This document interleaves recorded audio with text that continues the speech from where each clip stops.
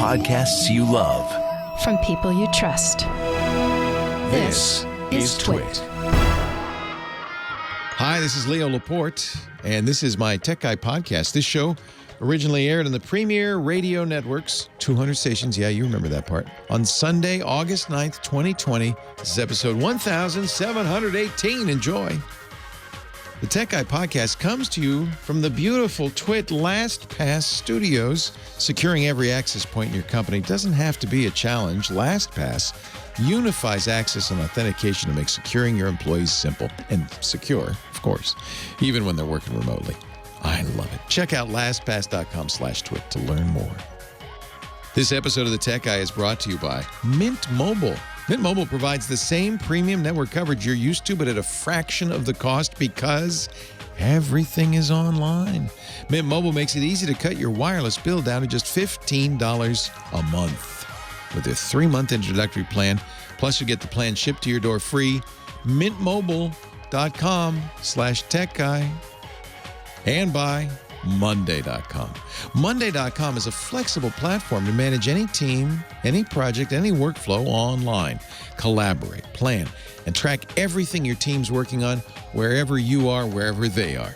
To start your free 14-day trial, go to Monday.com/TWiT. And by Adobe Sign. Business needs to keep moving, whether people are working together or apart. With Adobe Sign, working remotely actually works. Learn more about what Adobe Sign can do for your business at adobe.com/businessmoves. Well, hey, how are you today? Leo Laporte here, the Tech Guy. Yes, it's time to talk tech, computers, the internet, home theater, digital photography, smartphones, smartwatches. Do I really need to tell you all the tech that's in our lives? My goodness gracious, there's quite a bit of it. If you want to talk tech with me, I'd love to talk tech with you. So it's a call-in show. That means there's a phone number, and here it is, 8888-ASK-LEO, 888-827-5537. That's toll-free from anywhere in the U.S. or Canada. Outside that area, you can still reach me, but it's kind of, you got to have to use Skype out or some other VoIP solution that can call a regular phone number. 8888-ASK-LEO. There's a website with the show. Of course, it's a tech show. It'd have to have a website, wouldn't it? Unlike many others, however, we do not charge. We do not make you sign up. I do not want your email address. Thank you very much for offering, but I don't need it. All you have to do is go to techguylabs.com. techguylabs.com. And miraculously, there will appear before your eyes the entire contents of this show and 1,700 shows prior. This is 1718, so 1,717 shows prior, including audio and video from, yeah, we shoot video for some reason. I don't know why. Nothing like watching video of a guy sitting there talking. Nothing quite like it. techguylabs.com. No sign up, no payment required. James DeRuvo, our scribe, is writing down everything we say, and all the links go up there and everything. We're going to talk to Chris Marquardt later, our photo guy. Links to photos will be there. Everything we mentioned, so you don't have to even remember it. techguylabs.com. Now,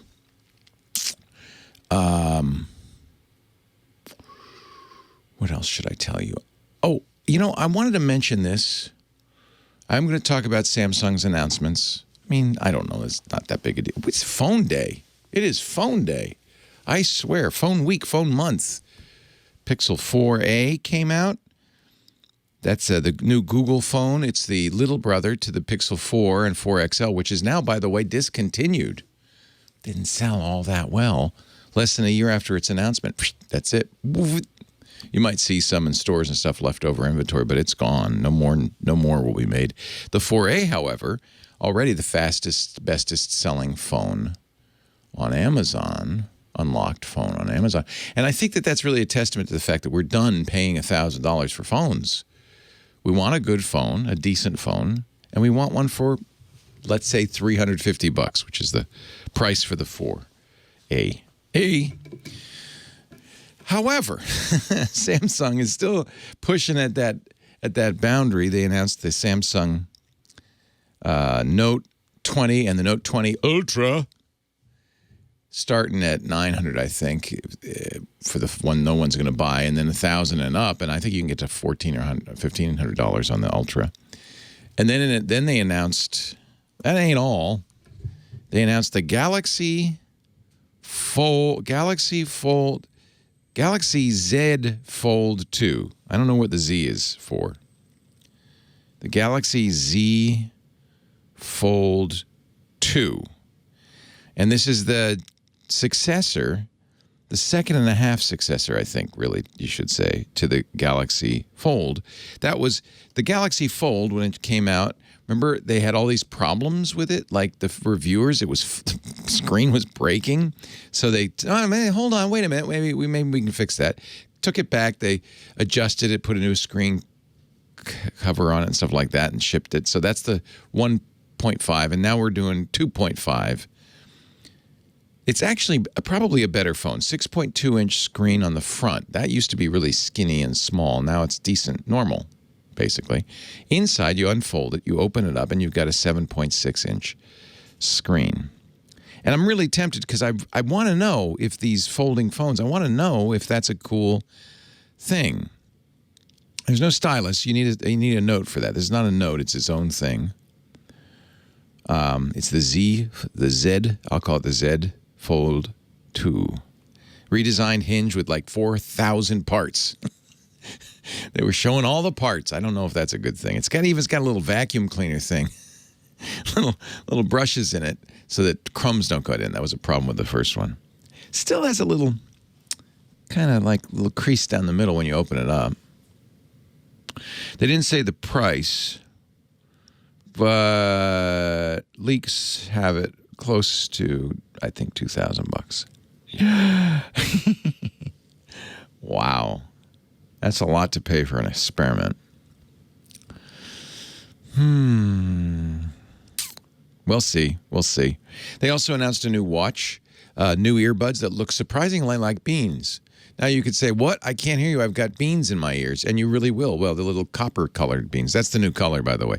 Really, they didn't even talk so much about the specs of the new phones. They mostly talked about the color.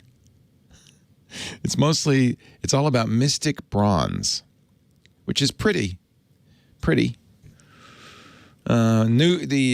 can order now on the Samsung Note and the Note, which is $1,000 now that I think about it, and the Note 20, which goes up to like more. Starts at $1,299, goes up to more. You can get the buds now. You'd be pre-ordering the Note 20 for I think the August. What did they say? It's so complicated. So many numbers. I think the 20th, something like that. Yeah, that would make sense. 20 on the 20th. The Galaxy Buds, you can order them now, $170. The Galaxy Watch, $400. And they mentioned a tablet, a $650 tablet, which honestly, I don't get it. I don't understand it. Maybe you really have to have Android on your tablet. But when they're selling a tablet that's twice as much as the least expensive iPad, then you got to really wonder what is that for? And it's got a keyboard and a stylus. It really looks like a computer. In fact, they're kind of pushing it in that direction. But honestly, get an iPad. Honestly, mostly because the Android apps for tablets are just not there. Meanwhile, the iPad, 10 years old now, is really, knocking it out of the park.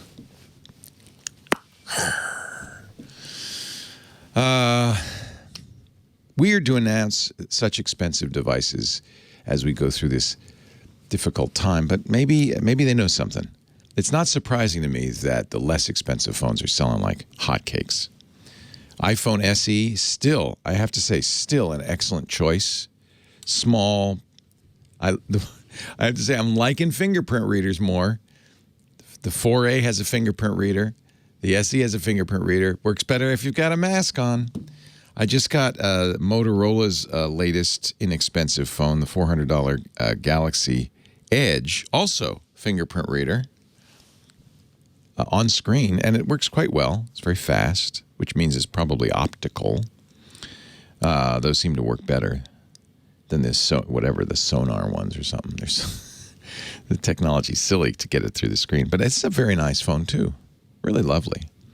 Seems silly to spend $1,000 for a phone when you can get just a really swell phone for less than half. And I wonder who's that luxury market? How big is that? You know, the people who have so much money, they can say, well, I don't mind spending $2,000 on a phone. I don't mind that. That actually wasn't what I was going to start the show with today, but I thought I should mention it because I know there's interest in that. Truthfully, what I wanted to talk about today is the passing of a woman named Frances Allen, whose name you probably don't know, but I think it's really important to acknowledge her. She passed away this week because she was a very important person in the early days of computer science. In fact, if it weren't for Frances Allen, I think the software we use every day now would not be as good. Her story is actually fascinating. She grew up without running water in upstate New York, went to the New York State College for Teachers and became a math teacher in the 50s. Began teaching in her hometown, Peru, New York. A couple of years later, she said, you know, I like math. She got a Master's of Science degree in mathematics in 1957 from University of Michigan. But she owed so much money from all that studying, as one does, that she had to get a job at IBM Research in Poughkeepsie as a programmer. This is 1957. She taught incoming employees how to use Fortran. That was the language of the day. She said, as soon as I pay these loans, I'm going back to teaching. She never did. She stayed at IBM 45 years. In 1959, she worked for the NSA. She created a code-breaking project called Harvest. But her real fame is in something called compiler optimization. This is the tool that every programmer uses to turn the text they type into an editor into code the computer can run. It's called a compiler. And she really created the state-of-the-art that we use today, optimizing compilers, parallel computing. She was an IBM fellow in 1989, retired in 2002. She, after retiring, worked hard on programs that encouraged women and girls to seek careers in science and computing. And that's why I mention her, because, you know, we always talk about the Bill Gates of the world, the men. But I really want women and girls, especially young girls starting out, to know that, you know what, if you've got an aptitude for math and science, the world could be yours. And this is a perfect example of a woman who had a huge impact on computing. Is not well known, perhaps because she's a woman. It's a shame. But we should hold her up as a model for all the girls who listen today. And I say, you know, I kind of like math. Good. Go get it. Go get it. It's all, the world is awaiting. We need your contribution. 8888 Ask Leo, that's the phone number. We do need to take a break and get into the meat of the show, which is your calls. We'll do that in just a bit. Abuelsamid is coming up. He's our car guy. He'll be talking about cars. Ladies and gentlemen, it's a miracle. She shows up every day to answer your calls. Kimmy, don't take no schnaffer. It's Kim Schaffer, the unbreakable phone angel. Hello, Kim. Good morning. That's your theme song, That's and I play it song. Every day because I keep praying you won't quit. Please don't quit. I can't quit. This is my only job, This man. is it, man. I got to stay here forever, man. Good. I keep saying I'm not quitting until you retire, so it might Well, be you got while. a ways because I ain't quitting either. I like doing this. This is easy. Yep. You can't retire from a job where you sit and talk. What would you do? You would retire to sitting and talking. And I'd have to retire to doing something a lot harder, so. Yeah, no, that's right. This is not work. Not into that. Yeah, what would I do? I go sit on a porch and talk. Might as well do it into a microphone. That walk by. Yeah, at some point they're going to make me retire. Yeah. Because I'll say, Mouse, That's how what's radio that? is. Yeah, they'll make me retire. But until they make me. Forced retirement. So who should I start Let's with? talk to Bob, who's in a place that we're not allowed, quite frankly. Oh, no. That's actually doesn't really narrow it down much. Well, Honolulu. Yeah, exactly. That could be anywhere, right? Yeah. It could be New York, but he's in Honolulu, Hawaii. Honolulu. Yeah. Thank you, Kim. Hello, Bob, Leo Laporte, the tech guy. Hi, Leo. Good morning. Thanks for taking my call. Good morning. Aloha. Aloha. What's up? How is it, by the way, in Honolulu these days? It's a little overcast, but it's beautiful. And is it quiet? May or may not know. It's compared to the rest of the country, yeah, but we've seen a surge. We've gone from 0 cases a day to over 200 a day. I know. They've week or two. Yeah, but still not a lot of tourists.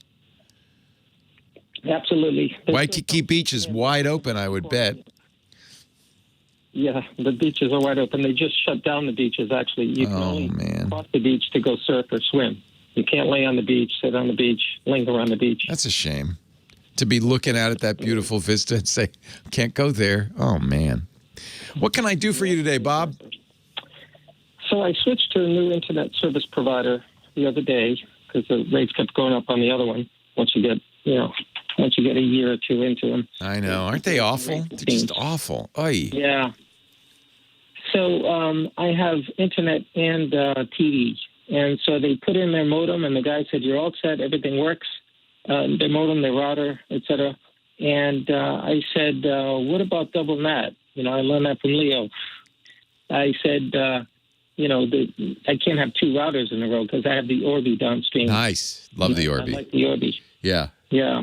And he goes, well, the signal just goes through this router into yours. It's no big deal. I said, no, double NAT. He didn't know what you were talking about. So you don't normally, sometimes you have to do this, but usually if you've got 2 routers, you only want one of them to be in charge of network address translation. That's the thing that assigns IP addresses to everything inside your network. So you could have the company's router. They like it if you use their router. You know why? Then they can control everything. They see everything you're doing. They kind of have more control over it. So they would really like it if you just keep using their router. Sometimes they make it possible to log in. Can you log into their router? No. In fact, he said they can't even put their router in bridge mode because I have TV coming off of their router. Oh, yeah, that's often the case, yeah. So they really need to control it, which means you need to put the Orbi in bridge mode. Right. Because only one bridge mode means don't do any routing, just pass it through. It means when you're using a mesh router like the Orbi, it means it will have less control. It won't be able to do some of the quality of service it needs to do. But it still will work. It'll be still a very good Wi-Fi access point. Obviously, the one they gave you is Wi-Fi 2, isn't it? Yeah, I assume so, but I'm not using the Wi-Fi off that. I'm using it off the Orbi. Yeah, and so that's another problem. If you could turn the radio off on their device, that would be nice. It sounds like you don't have access to their device at all. Correct. I didn't ask them what the... They don't want... Basically, the cable company doesn't want you to use your router or your Wi-Fi access point. They want you to use it. I bet one of the reasons is Comcast does this. A lot of companies now do it. They're providing Wi-Fi service to people who walk by through your router. Thank you very much. There may not be anything you can do.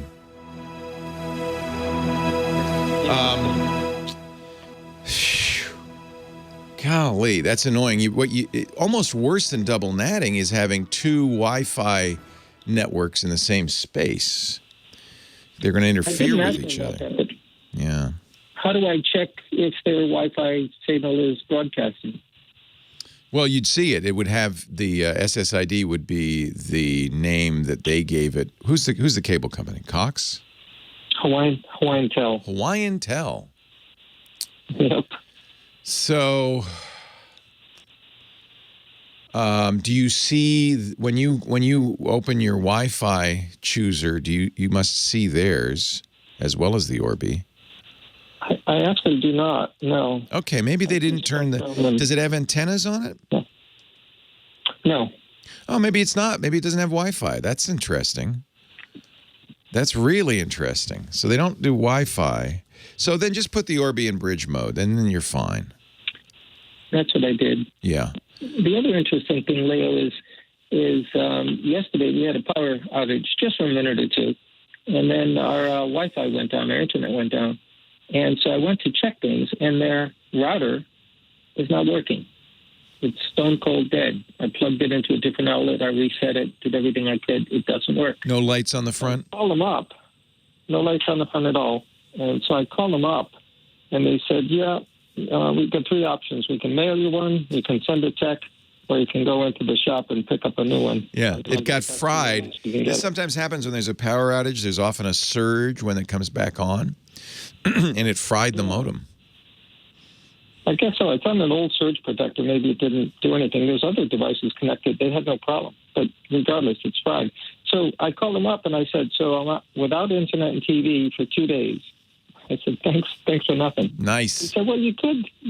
He said you could take the modem off, take the router out of the circuit, and use your Orbi as a router again. I said, great. So I did that. The only issue is that when I route into the TV, whatever the device is called, their TV modem, downstream of the router, interestingly, the TV gets a signal, but it freezes after 5 seconds. Yeah. And this is not a critical. No, but that's interesting. Special about so this must be DSL, right? Fiber optic.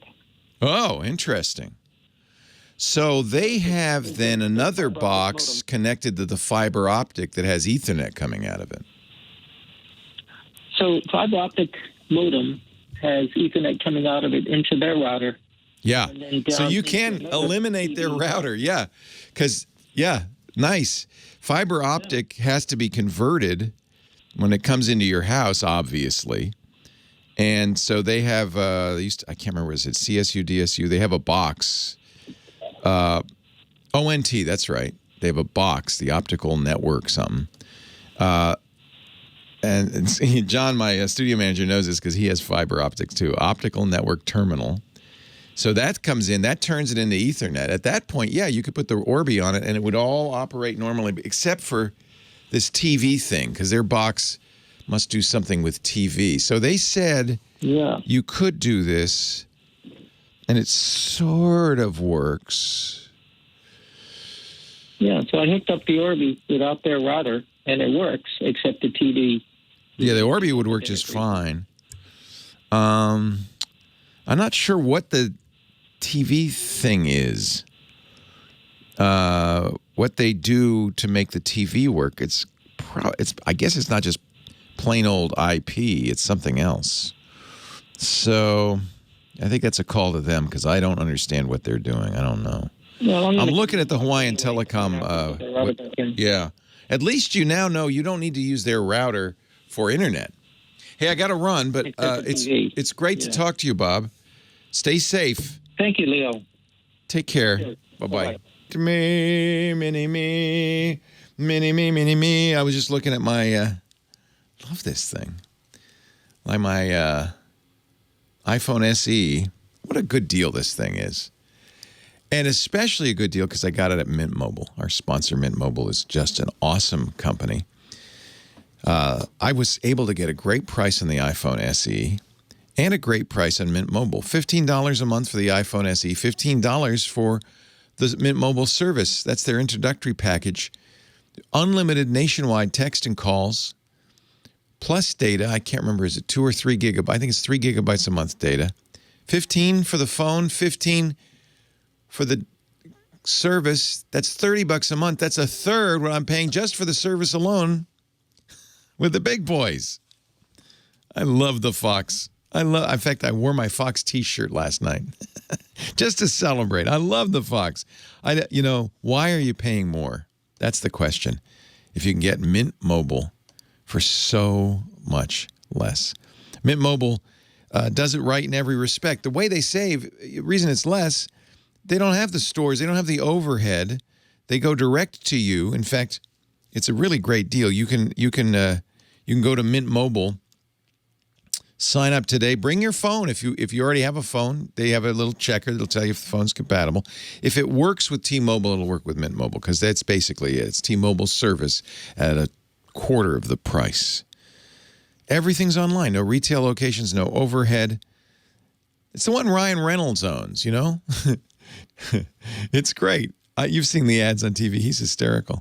Cut your wireless bill down to $15 a month with their 3-month introductory plan. Every plan comes with unlimited nationwide talk and text. You can then get 3, 8, or 12 gigabytes of LTE data, high-speed data. That's what I ended up. After the 3 months, I said, wait a minute, I love this. I bought a year, $300 for a year. $300, that's $25 a month. I get unlimited nationwide talk and text and 12 gigabytes of data. I have yet to use that much data. And then I got the phone. Cheap too. I love it. Ditch your old wireless bill. Start saving with Mint Mobile. Nice people too.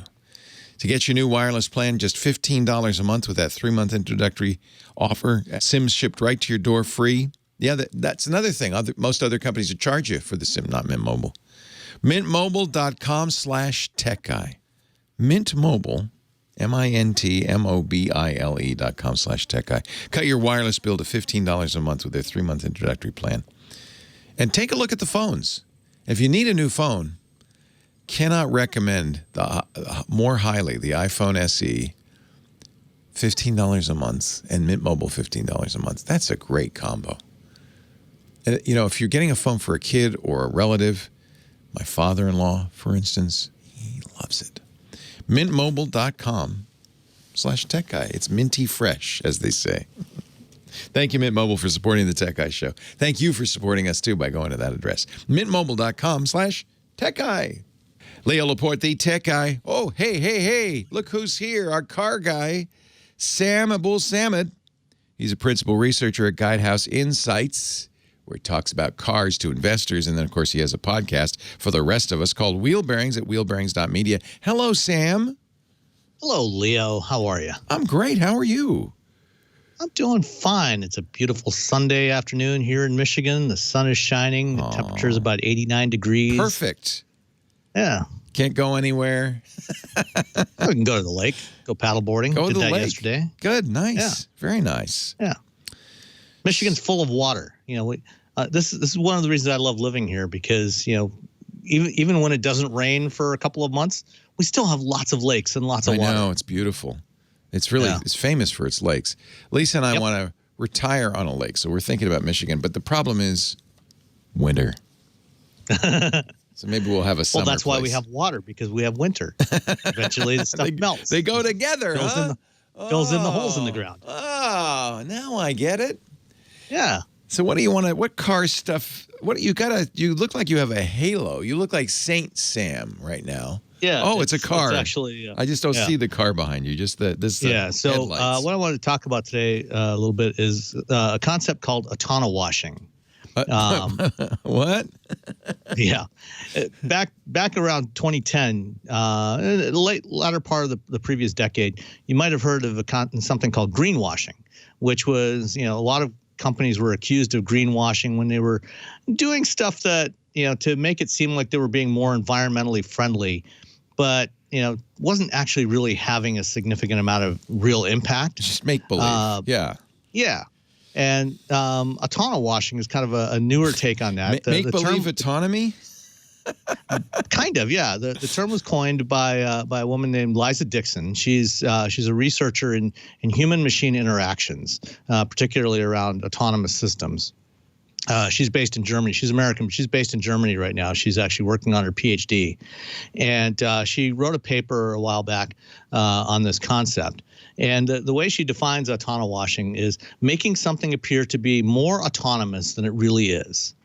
And, you know, it's actually kind of dangerous when companies do this because, you know, as we've talked about before, if you get too comfortable with a technology that, you know, has significant limitations, you know, that's not you can, especially when it's a safety critical system like a driver assist system, you can end up trusting it more than is justified. And so this, you know, it's really important to understand what the true limitations of the technology in your vehicle are.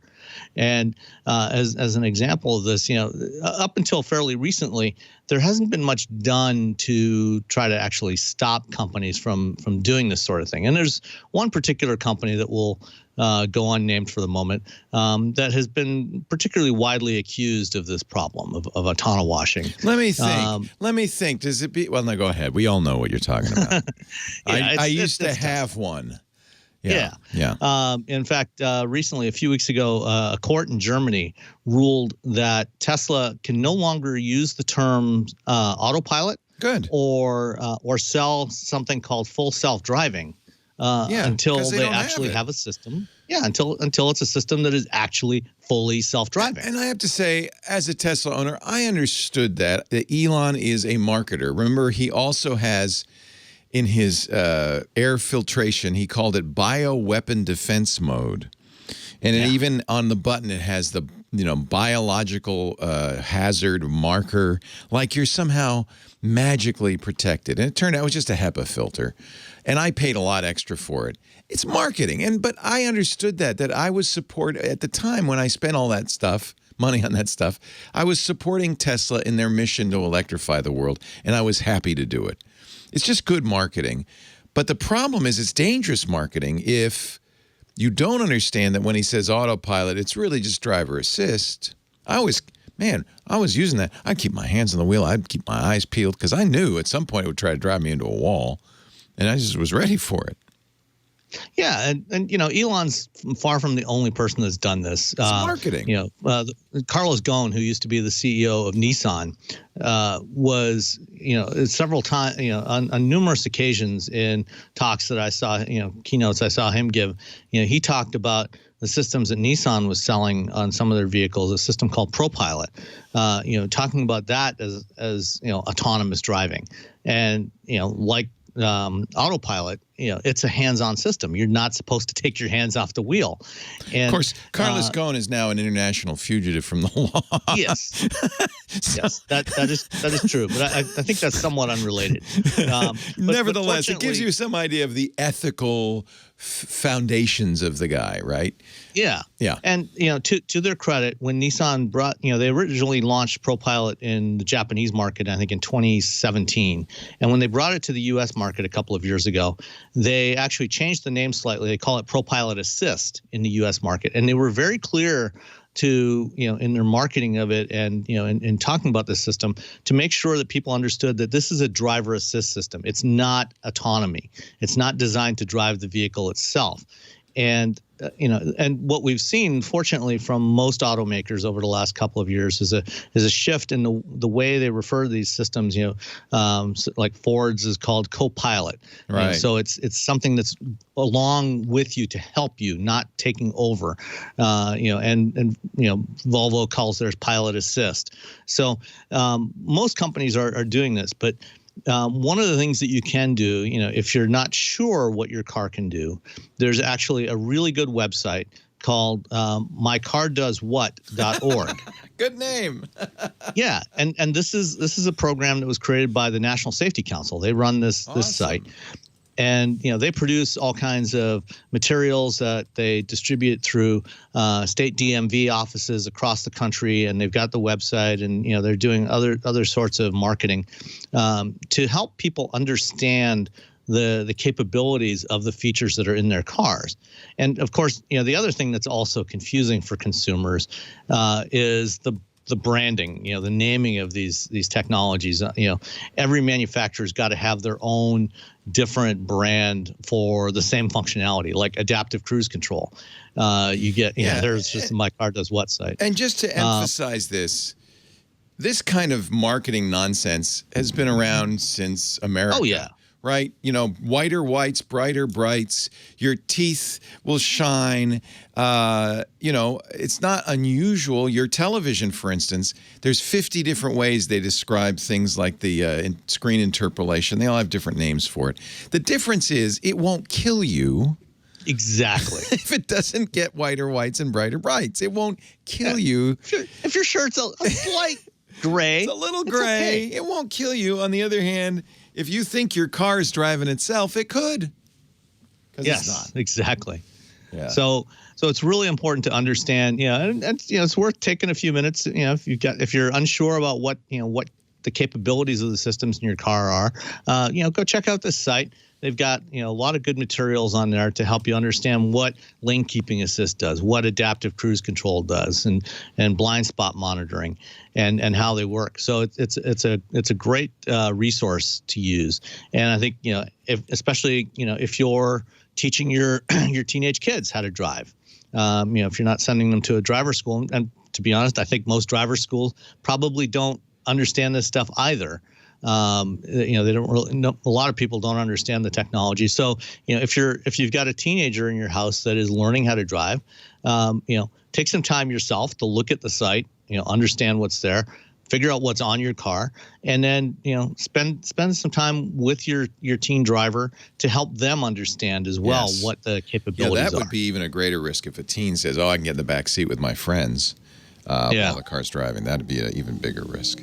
Yeah, I think it's probably safe to say they should name these appropriately, but at least you've got this website, mycardoeswhat.org. Thank you, Sam Abuelsamid, our car guy. You're welcome, Leo. Car does what? Yeah. I mean, I will admit that my bioweapon defense mode was great when the fires were going on around here. I'd get in the car. Oh, yeah. Having that HEPA filter must have been awesome. It was fantastic. But I probably shouldn't drive into an Ebola filled environment, or, I don't know how bioweapon. It's just a HEPA filter. Although, most cars don't have HEPA filters in them, right? Most don't, but there are some that do. Yeah. So and there's more that are getting, a lot of them have, various types of particle filters in there now in the intake for the climate control. Usually not a HEPA filter, but they usually have some sort of particulate filter in there. And I think with what's going on now, more and more companies are looking at adding HEPA filters, right? Especially as part of the recirculating air system. I think it's a great idea. Pollution is so bad. Yep. In some areas that it'd be a good thing. If you're in Beijing, you'd want it for sure. You might stay in your car. I love it. Tesla put an article putting the Tesla HEPA filter and bioweapon defense mode to the test, and they do say, in fact, bioweapon defense mode is not a marketing statement. You could literally survive a military-grade bio attack by sitting in your car. Okay. Well, I was going to say, as frequently as that happens, it's important to have that. It's important to have that. In recent months, it's been happening a little more often than we'd like. True. I can't remember how much extra it was for the bioweapon defense mode, but I did get it. I did get it. It's nice to have a HEPA at least filter. That's not a total waste of money. No. Meanwhile, the $5,000 surcharge so that someday you could have a self-driving vehicle, it's a little sketch. Yeah. It's a little sketch. Well, it's 8,000 now. 8,000. Yes. They've been gradually raising the prices as they've been adding more features. Yikes. They made the base autopilot standard now, and then it's $8,000 if you want any of the other stuff. Do they have? There must be a little weasel clause at the bottom saying may never be available. Yeah, it's in there. There's language basically to that effect. You're just getting it. Depending on software development and regulatory approval and all this other stuff. You're getting the capability if and when it ever ships. You would be there for it. Otherwise, we're going to have to go in there. Yes. But they are putting more cameras, more radar in there, putting something in there. There's hardware. No? There's no new hardware.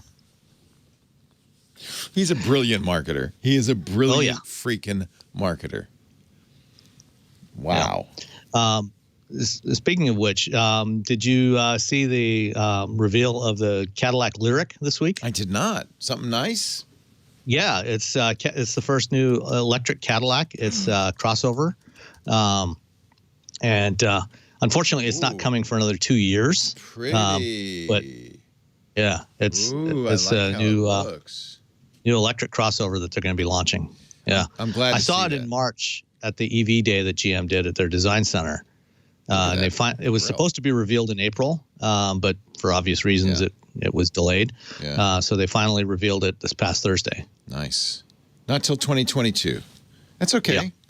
That's why, for now anyway, I lease my electric vehicles. Even the Ford, I'll lease it because 3 years and then we'll see. The technology is constantly evolving. Right. This one they're promising it'll have at least minimum of 300 miles of range, and they're aiming for 400. I don't care that much about range, to be honest.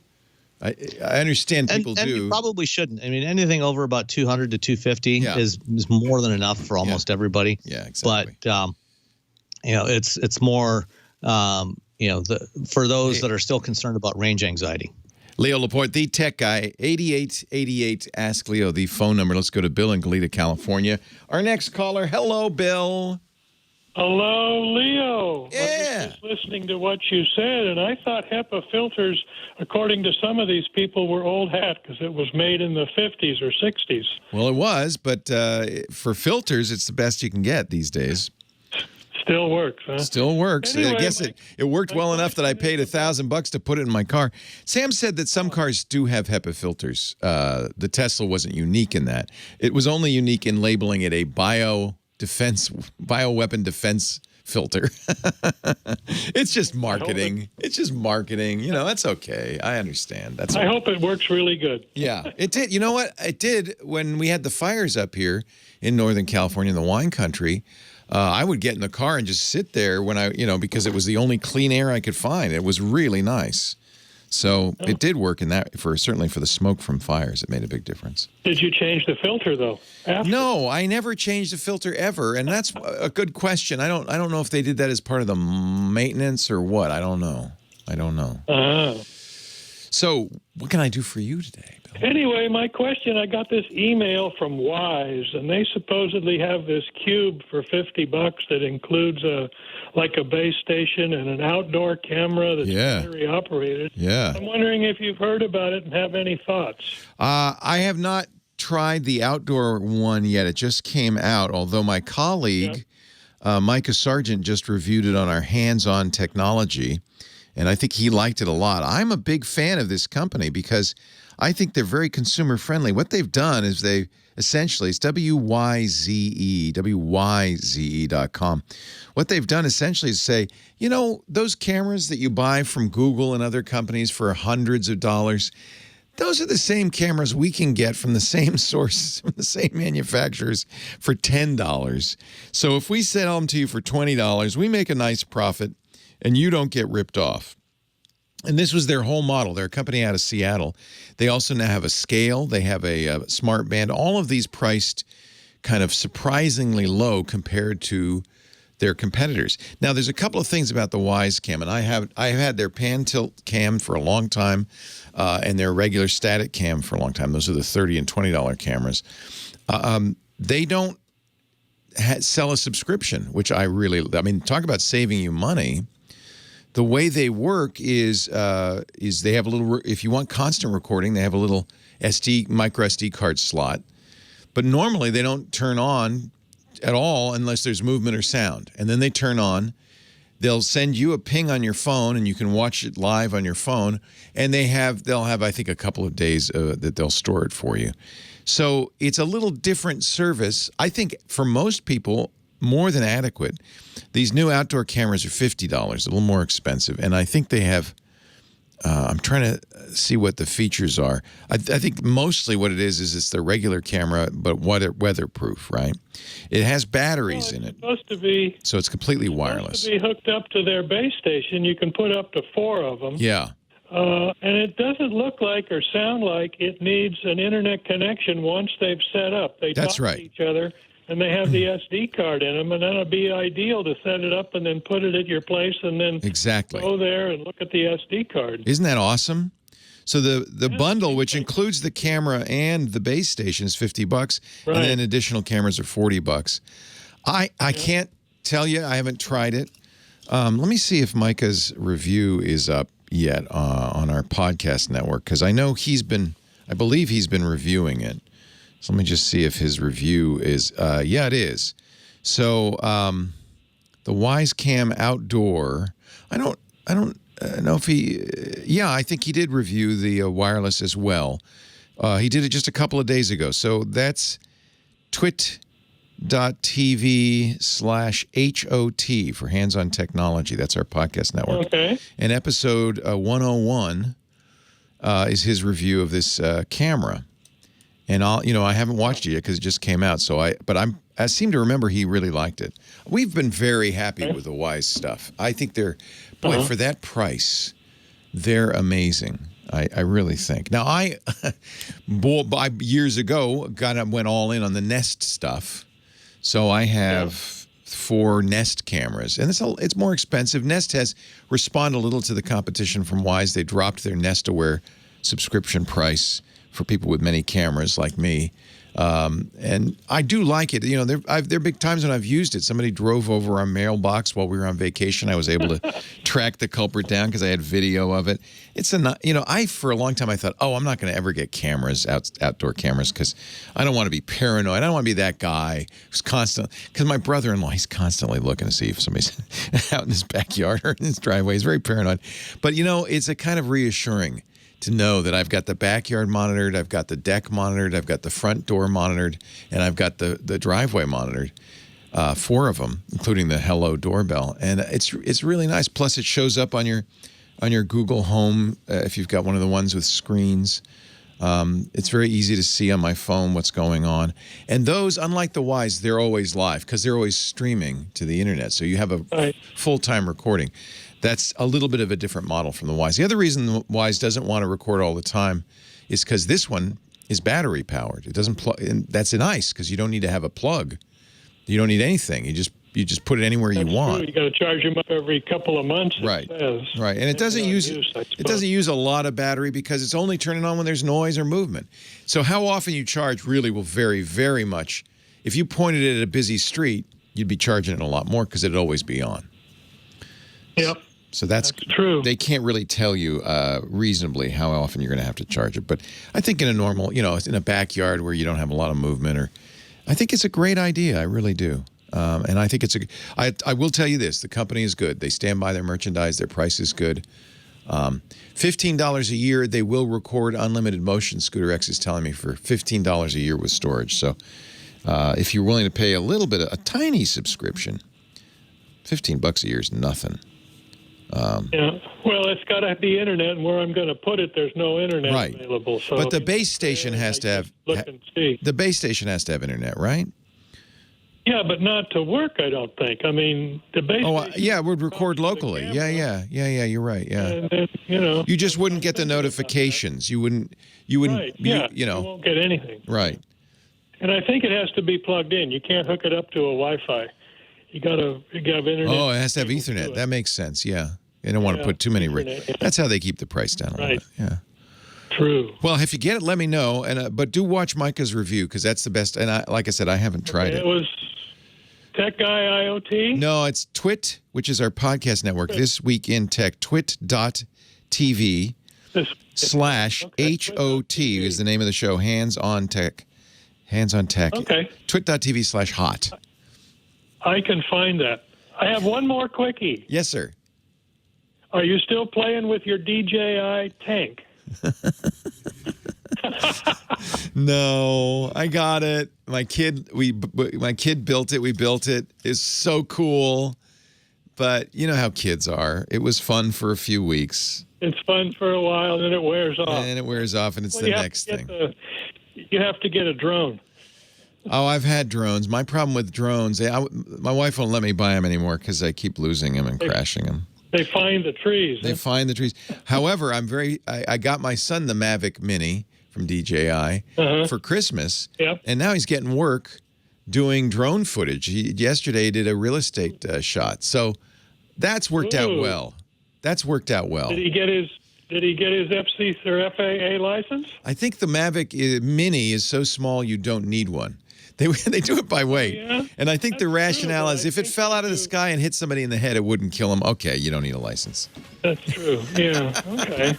That's right. The Mini is small. But I don't know, he's doing it for profit. Well, I don't know. Yeah, I guess he has to now, right? Because he's a professional. That's a good point. I'll mention that to him. He wants to get the big one now. Yeah, he's all excited. This is a new career for him. Well, hey, how are you today? Leo Laporte here, the tech guy. Time to talk computers, the internet, home theater, digital photography, smartphones, smart watches, iPads, iPhones, Galaxy phones, any kind of phone.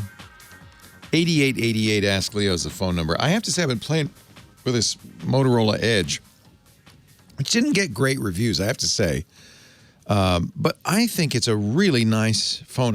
The reason I got it is because over the past, I'd say 5 or 6 years, I've been recommending these Moto phones. Back when Google owned them, even before then, when it was owned by the American company Motorola, when they made the Moto X, I fell in love with it because it was a relatively inexpensive phone that had a fairly pure version of Android on it, almost Google pure version of Android on it. You just heard me say that G word. Here's a result from Google. Thank you. And so that's important because you don't want it to be like Samsung customizes so much, they often cannot push out Google's security updates very quickly because they have to test it with the updates and all that. Motorola's done a very good job of making phones that are they're really the closest thing to pure Google phones. And so you might have heard me in the past, people looking for an inexpensive phone mention the Moto G, which I've loved, the G3, 4, 5. I think they're up to 6 now. So I was curious. Now, Motorola has been through some changes. American company in Chicago, then sold to Google. Google owned them for a couple of years and said, we're bored, as they often do. They're so ADD. We're bored. What else can we do now? So they sold it to Lenovo, a Chinese company. Yes, a Chinese company. And, I still love Lenovo's laptops. I think they make great. The ThinkPad is still the best Windows laptop made, in my opinion. And I was curious to see whether these Motorola phones would retain their purity, and they do. This is a great little phone, $499, unlocked. Comes with 128 gigs of storage, which is unusual. No, wait a minute. Did I say 128? 256 gigs of storage. So it's a lot of storage for that price. Plus, it has a slot for an SD card. So you can max this thing out with a lot of storage. Beautiful curved edge screen without a big notch. It's just got a little hole punch for the selfie cam. 3 cameras, 64 megapixel. $500. It is, a feature, a high-end flagship phone posing as a high-end flagship phone for the price.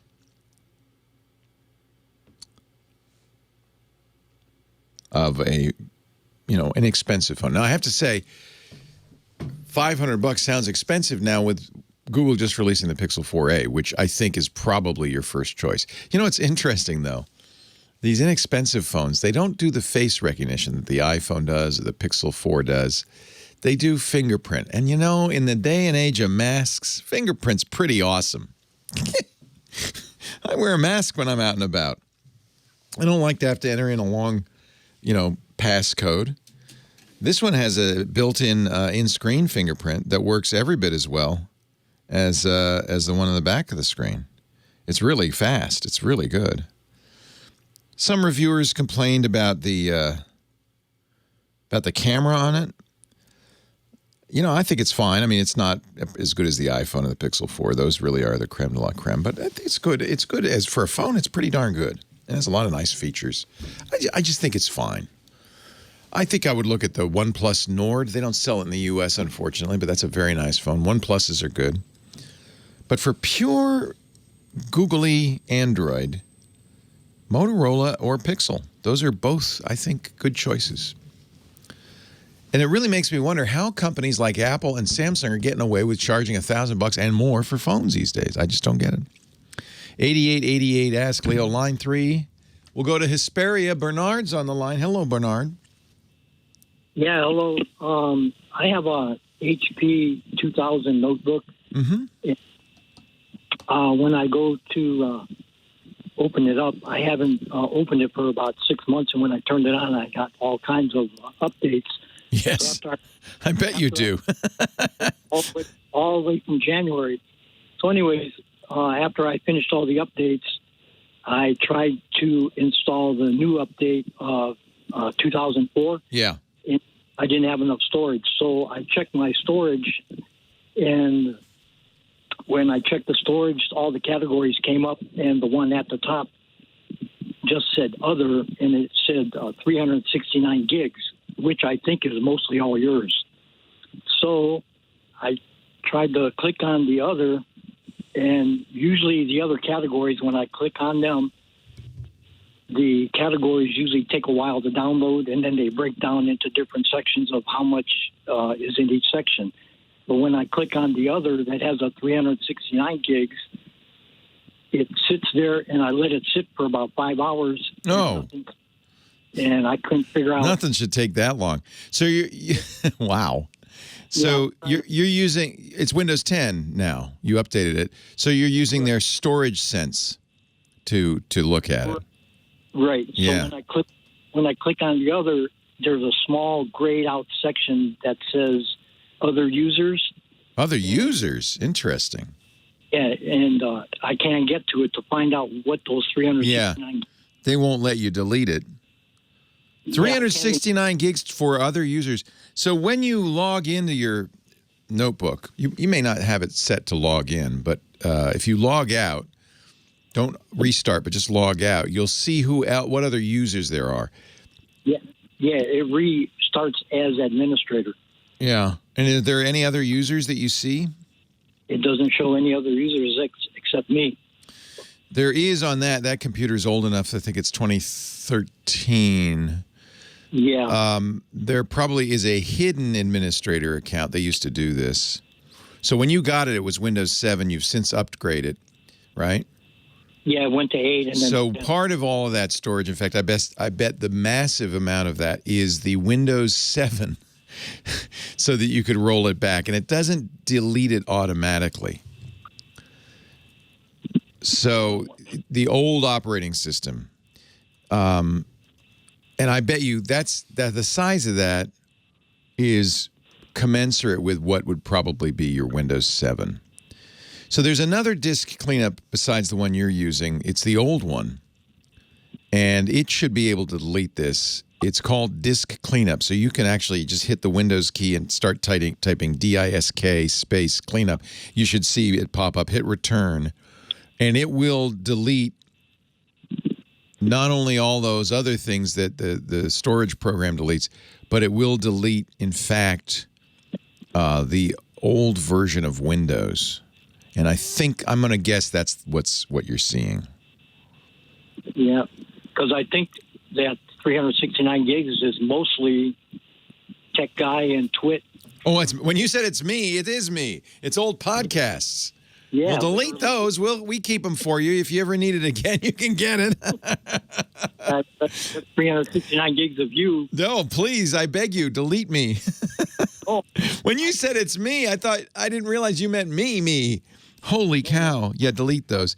Look and see if there's a window in the root directory, C:// if there's windows.old. That would be the Windows 7 so that you could roll it back. You can delete that now. It's been long enough. You don't need that. You like Windows 10 now, right? You're not going back.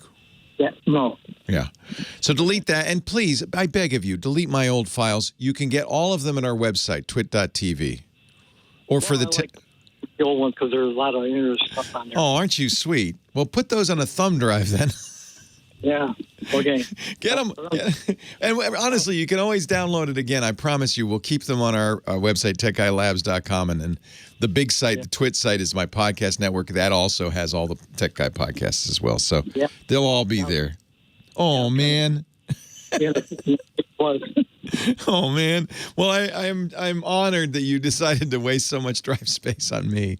But by all means, delete them. Delete that Windows old folder, too. You don't need that.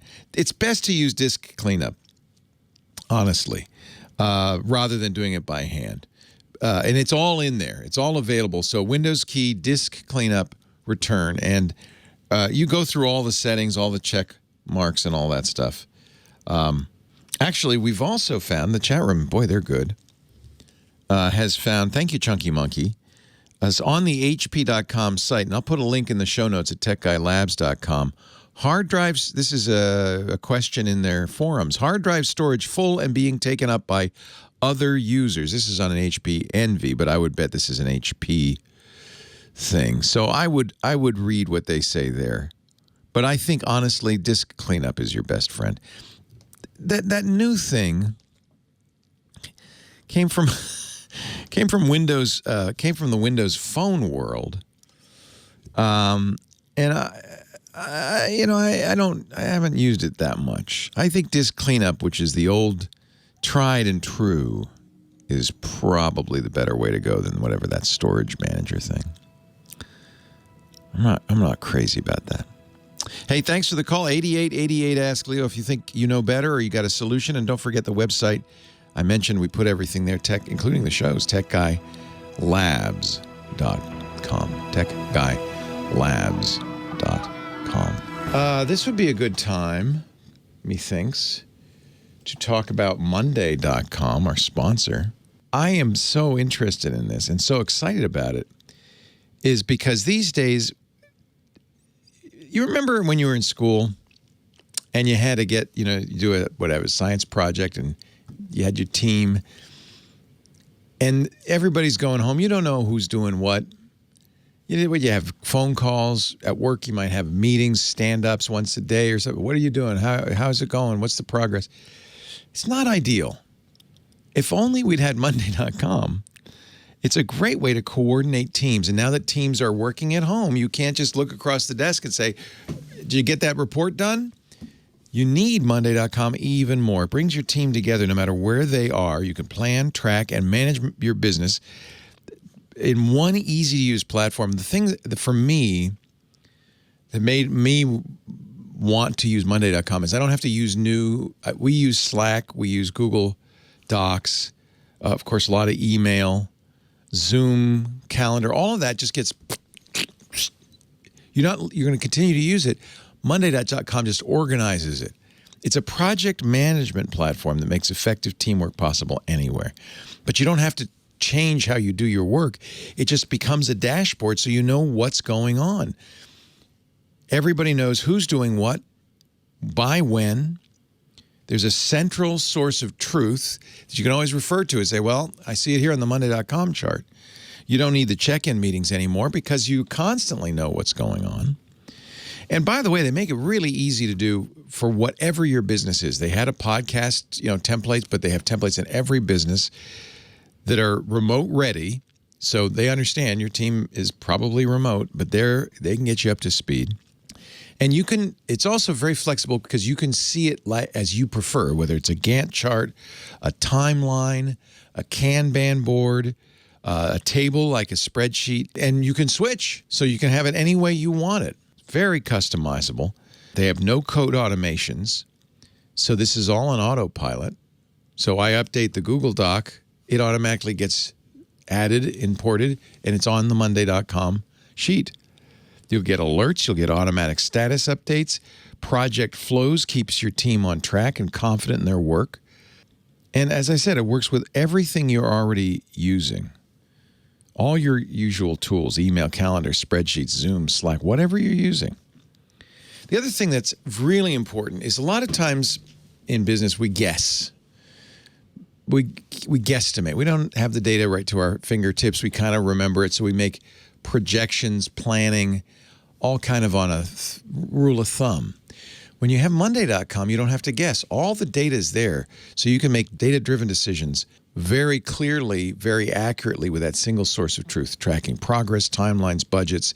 You know exactly what's going on at any given time.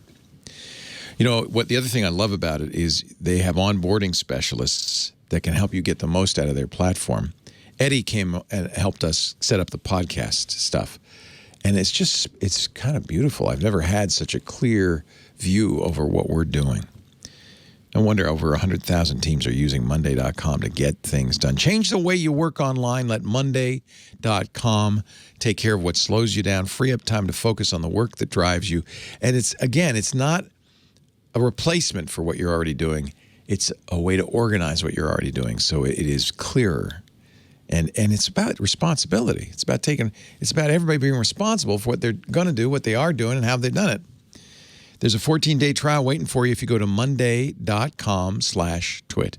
monday.com/twit. I think you're going to really like it. You owe it to yourself.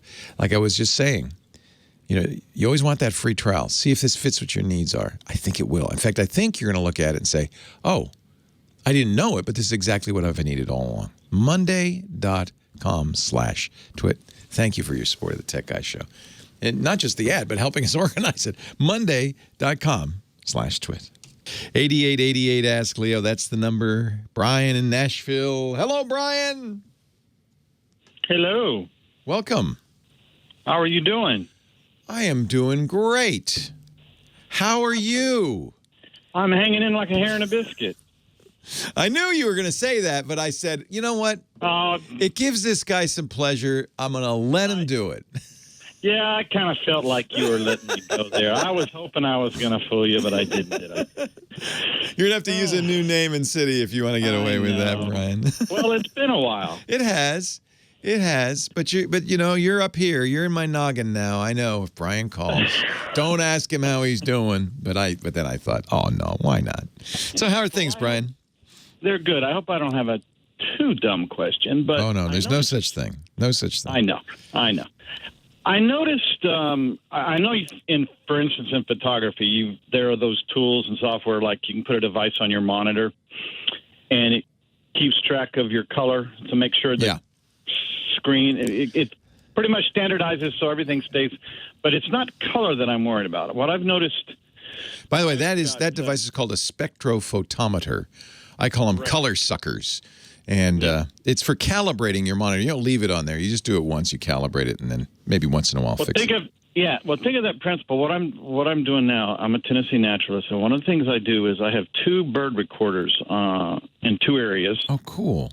In a habitat. See, I didn't know that about you. All this time we've been talking, I didn't know. That's cool. Well, but here's the thing, and here's what I'm noticing as I'm doing all this. I'd like to somehow find some standard like what they use for color with sound.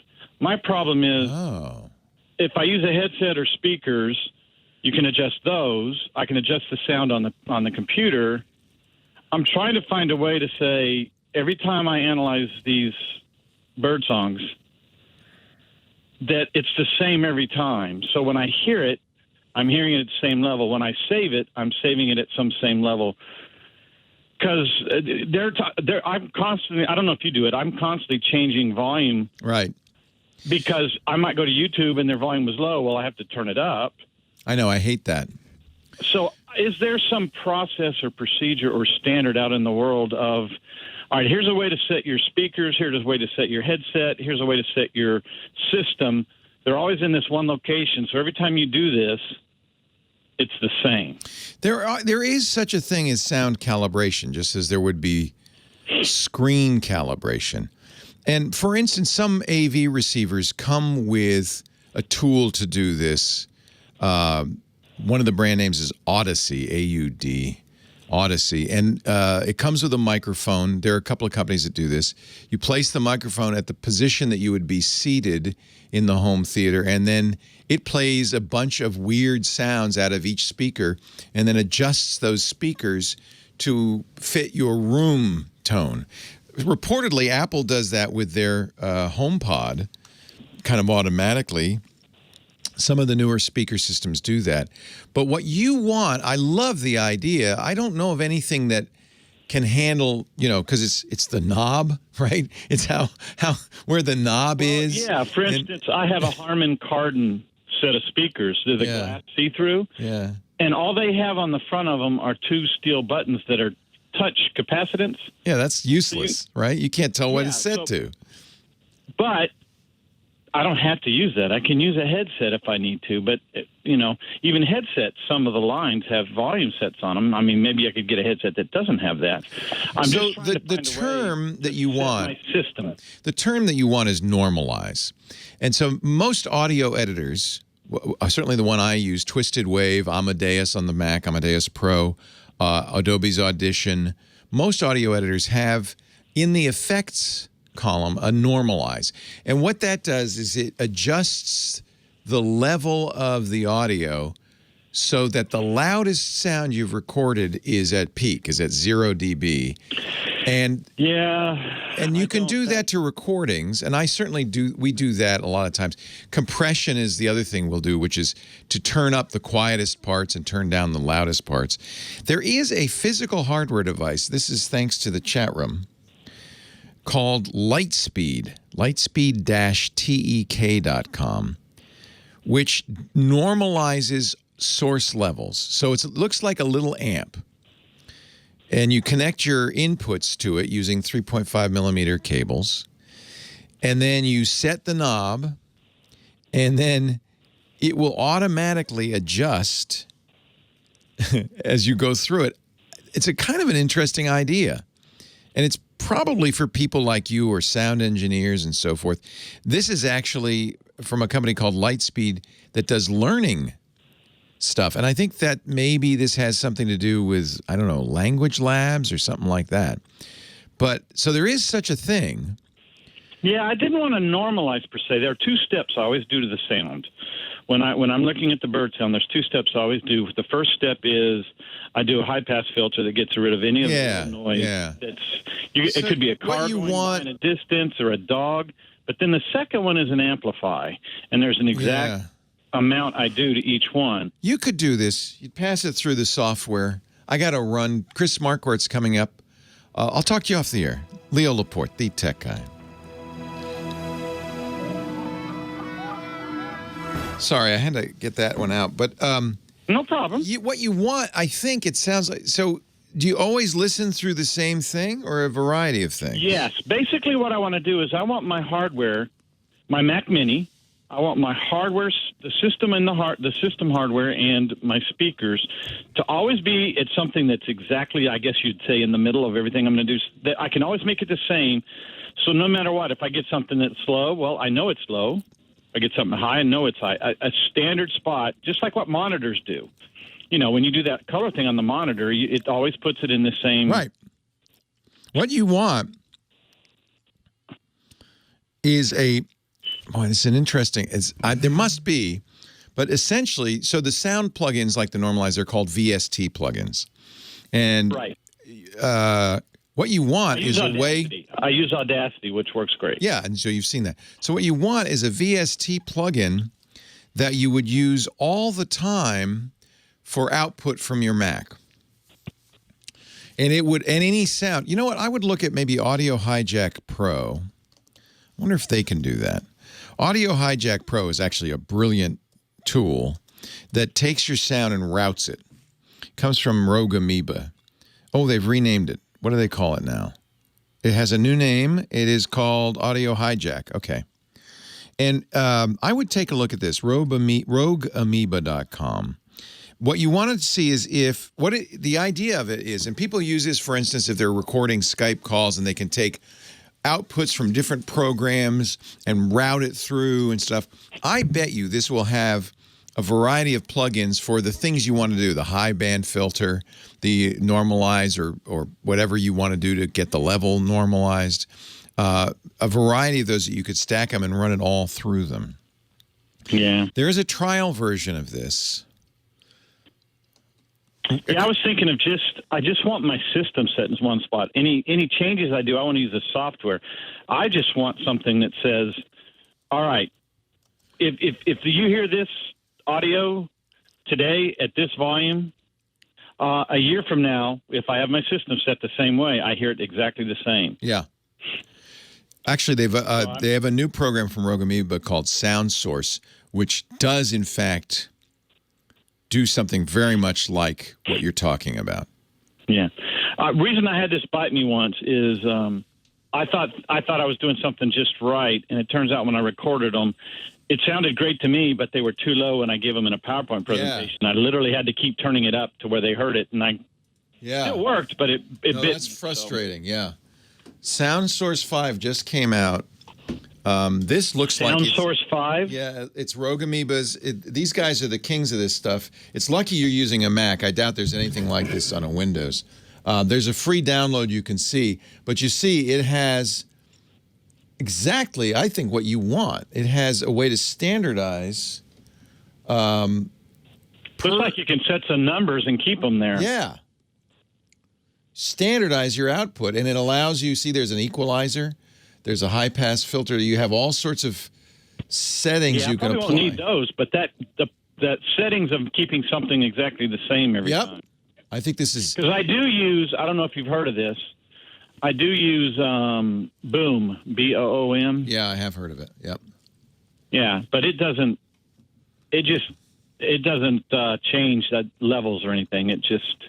This looks I like... can make it change levels, yeah. Try it free. It's only $30. This looks like exactly... Sound source, huh? What you want. Yep. Yeah.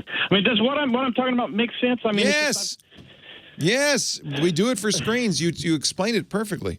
We do it for screens. Okay. Why can't we do it for audio? I completely understand. Brian, it's always a pleasure. Thank you. Have a great one. You too. Bye-bye.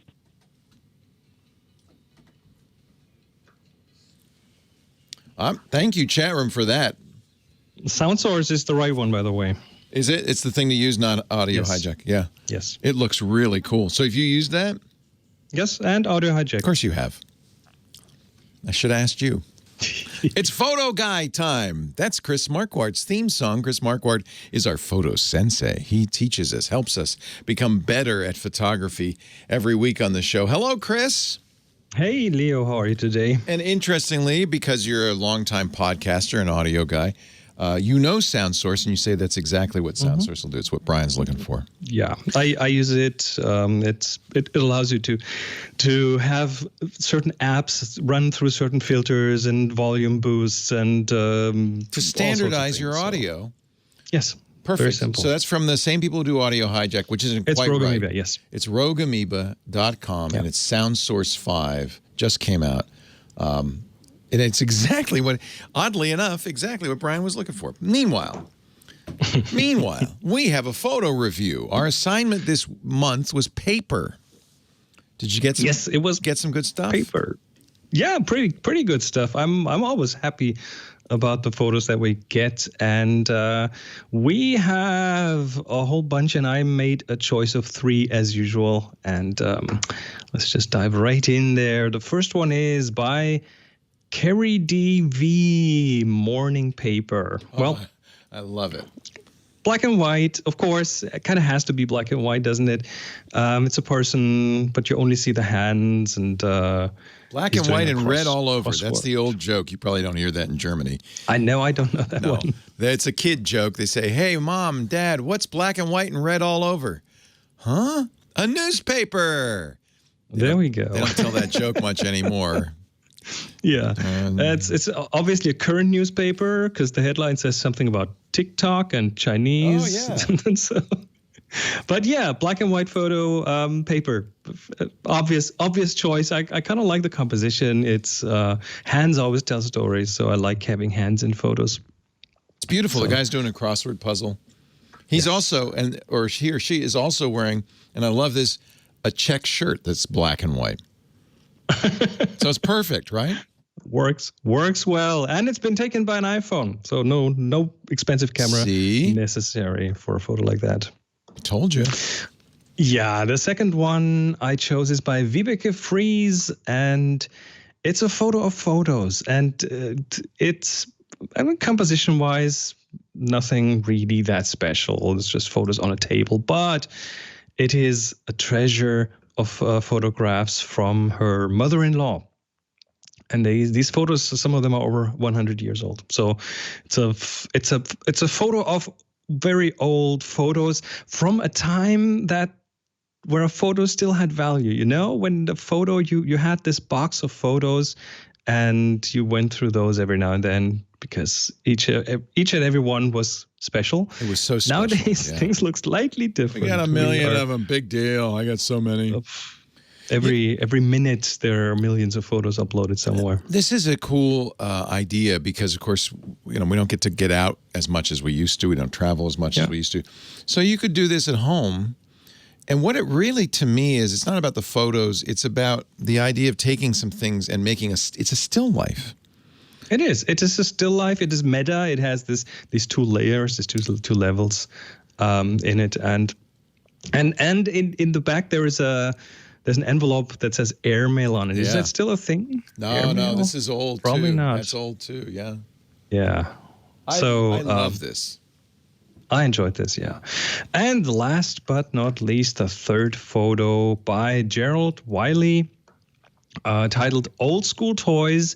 And that was my favorite from the bunch. It's a mother with her kids on a bridge of sorts, or maybe it's a bridge probably.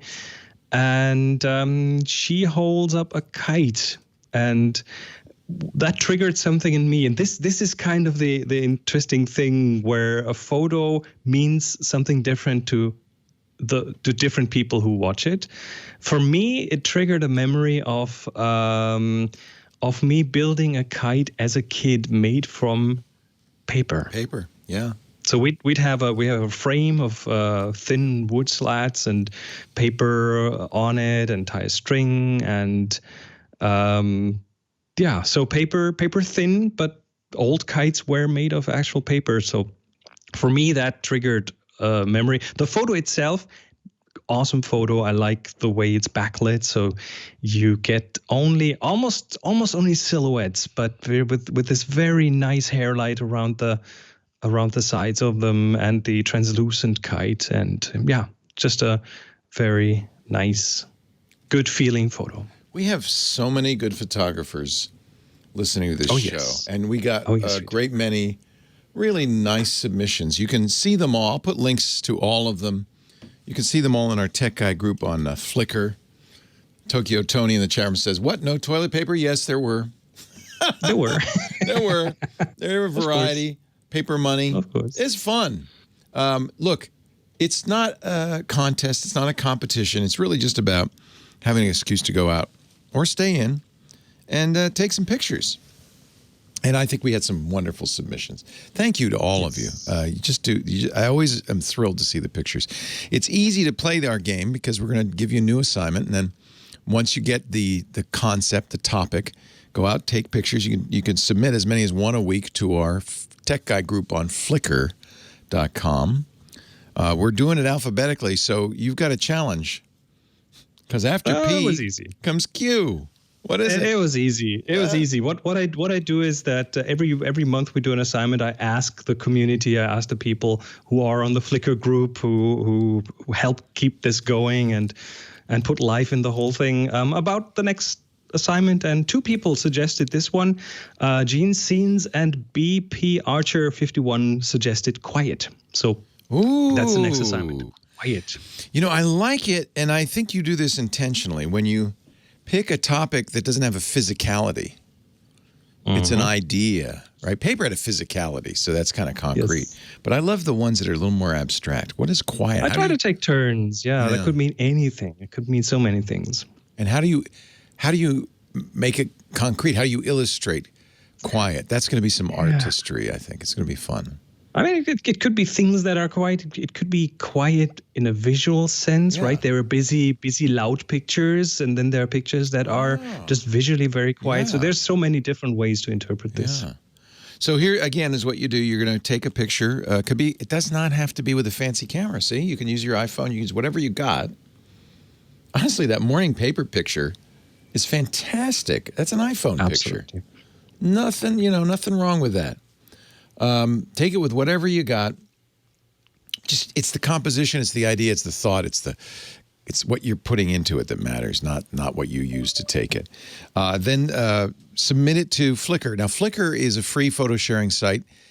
Chris and I, of course, pay the money to be pros because I think it's a great site and I want to keep it going. It's a great way to share your photos with others, to keep your photos, store them. I just love Flickr. He's Nubui, N-U-B-U-I on Flickr. I'm Leoville on Flickr. Both of us should just use our names. I don't know what's wrong with us. Historic. Yeah, we've been members a long darn time. That's why. Yeah. And then there are groups within there. There are lots of groups. I'm a member, for instance, of the Black and White group because I love black and white photography. So you can join some groups that you like. One of them, the Tech Guy group. What is it, 13,000 members is huge. Something in that ballpark. Huge number. Just amazing, yeah. That's how you know you got the real one. And it'll be a picture of me. And Renee Silverman's our moderator. It's free to join. When you get a picture, you think, boy, this really says Quiet to me. Tag it. This is part of what makes Flickr work is these tags. It's easy to do on Flickr once you upload it. Tag it with TG Quiet for Tech Guy, so we know it's for the Tech Guy group. Quiet, TG Quiet, and then submit it to the group. Renee will thank you. We will thank you, and in about a month, we'll review 3 quiet pictures. Chris Marquardt is at sensei.photo, SENSEI.photo, a great place to get his personal coaching and training. Him and other great photographers. I love the idea. It's really perfect for our time. Sensei.photo. Thank you, Chris. Thank you. Quiet's a good one. I like that, yeah. I like them when they're, somebody says nebui means dull in Japanese, but he's nubui. I'm nubui, and I don't think that actually has a meaning anywhere. I sure hope not. I didn't do any research when I chose that like 500 years ago. I'm sure it means something somewhere, but probably. Well. Awesome. Thank you, Chris. What's that? Some great pictures. I love that newspaper picture. I love them all 3 of them. Really good choices. Yeah. Larry's not the guy who did the Sausalito photo, is it? That name sounds familiar. I don't think so. No. He's a Bay Area guy, though, I think. Anyway. Yeah. Thank you, sir. Have a great week. Talk to you in a week. Take care. Leo Laporte, the tech guy. 8888 asked Leo. Kind of a coincidence because Brian, our Tennessee naturalist, was asking for a way to get the sound in his computer accurately reproduced on the variety of devices he used.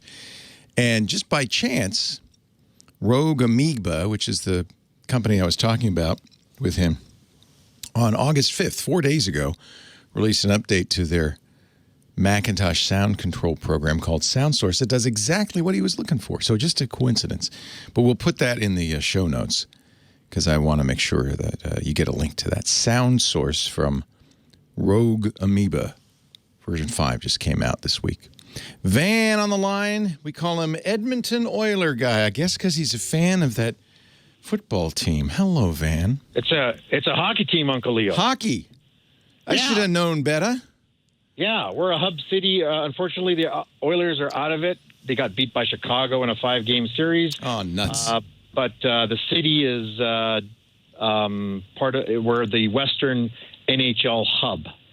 Nice. I've never been. I want to come sometime. And it's in Alberta, right? You betcha. Yeah. Capital city. Gotta go. Okay. I've only been to the coasts in Canada, and you know what we want to do someday? There's a Trans-Canada Railway trip that's supposed to be amazing.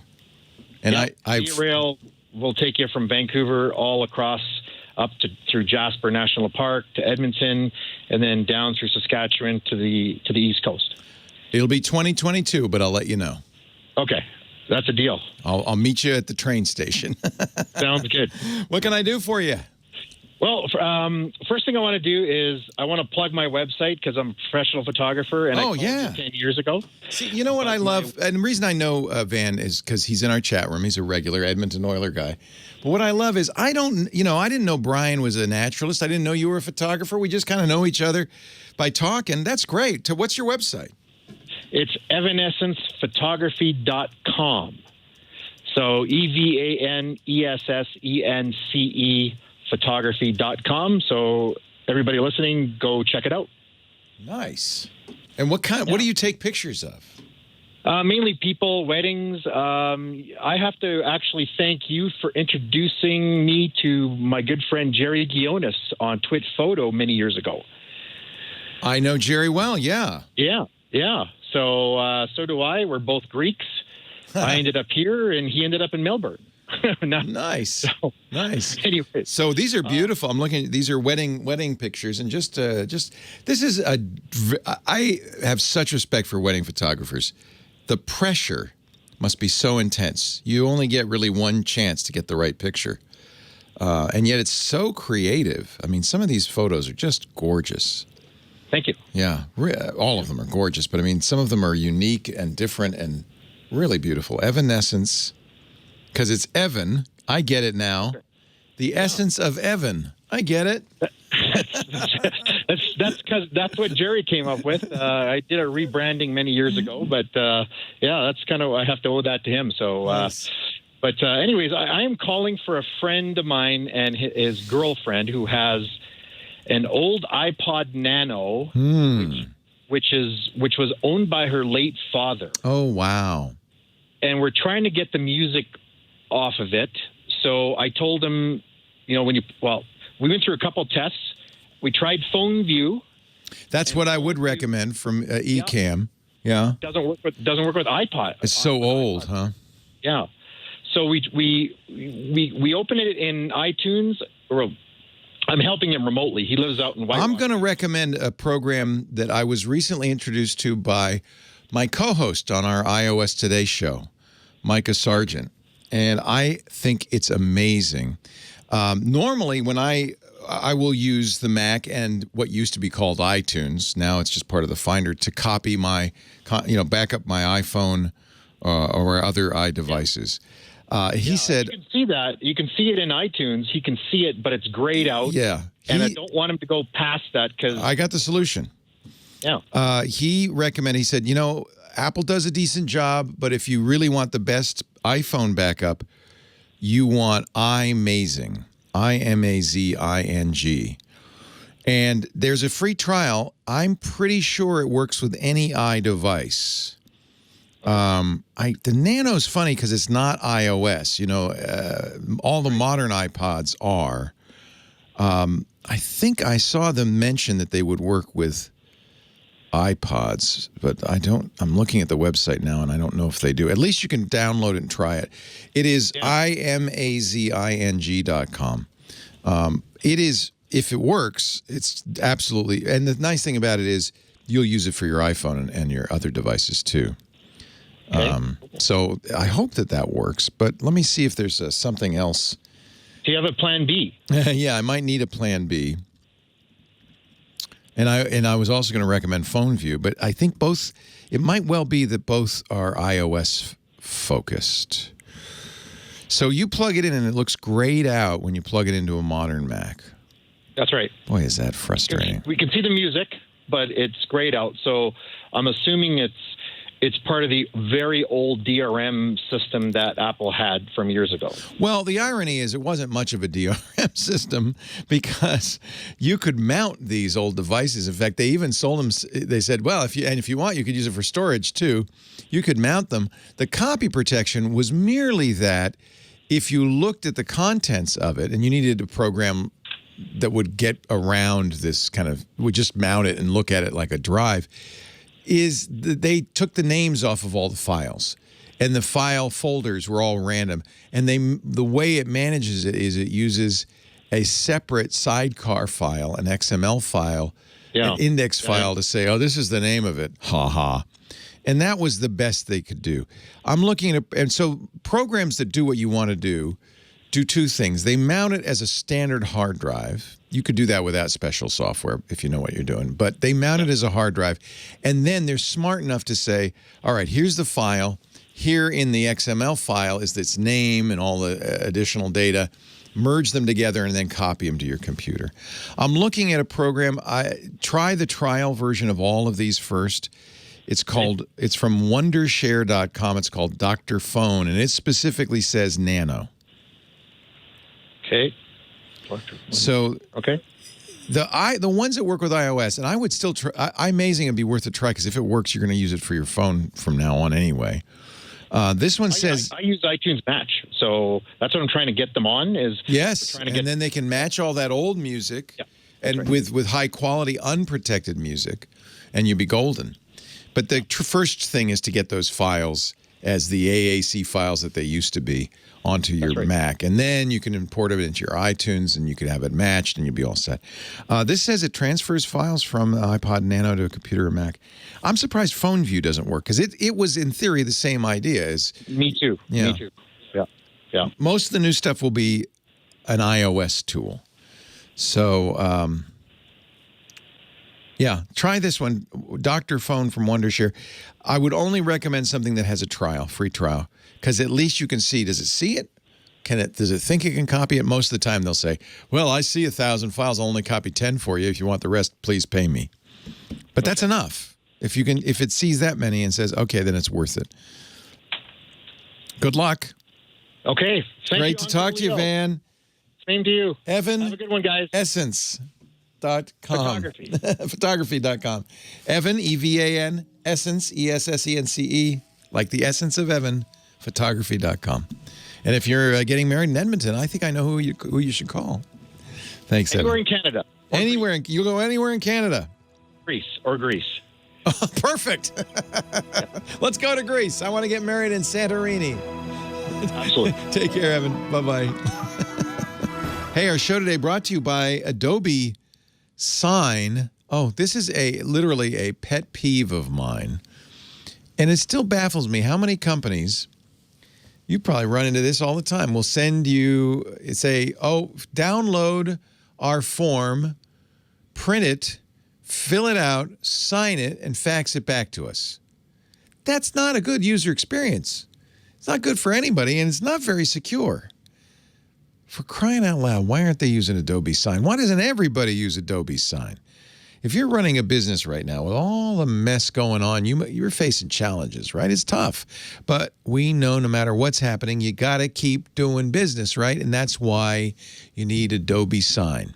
It's the touchless, contactless way to get legal signatures on any document, any form. And it's trusted by everyone. More than 8 billion transactions so far with Adobe Sign. Millions of signers around the globe. The littlest companies, the biggest global organizations, they all use Adobe Sign. E-signatures are just better.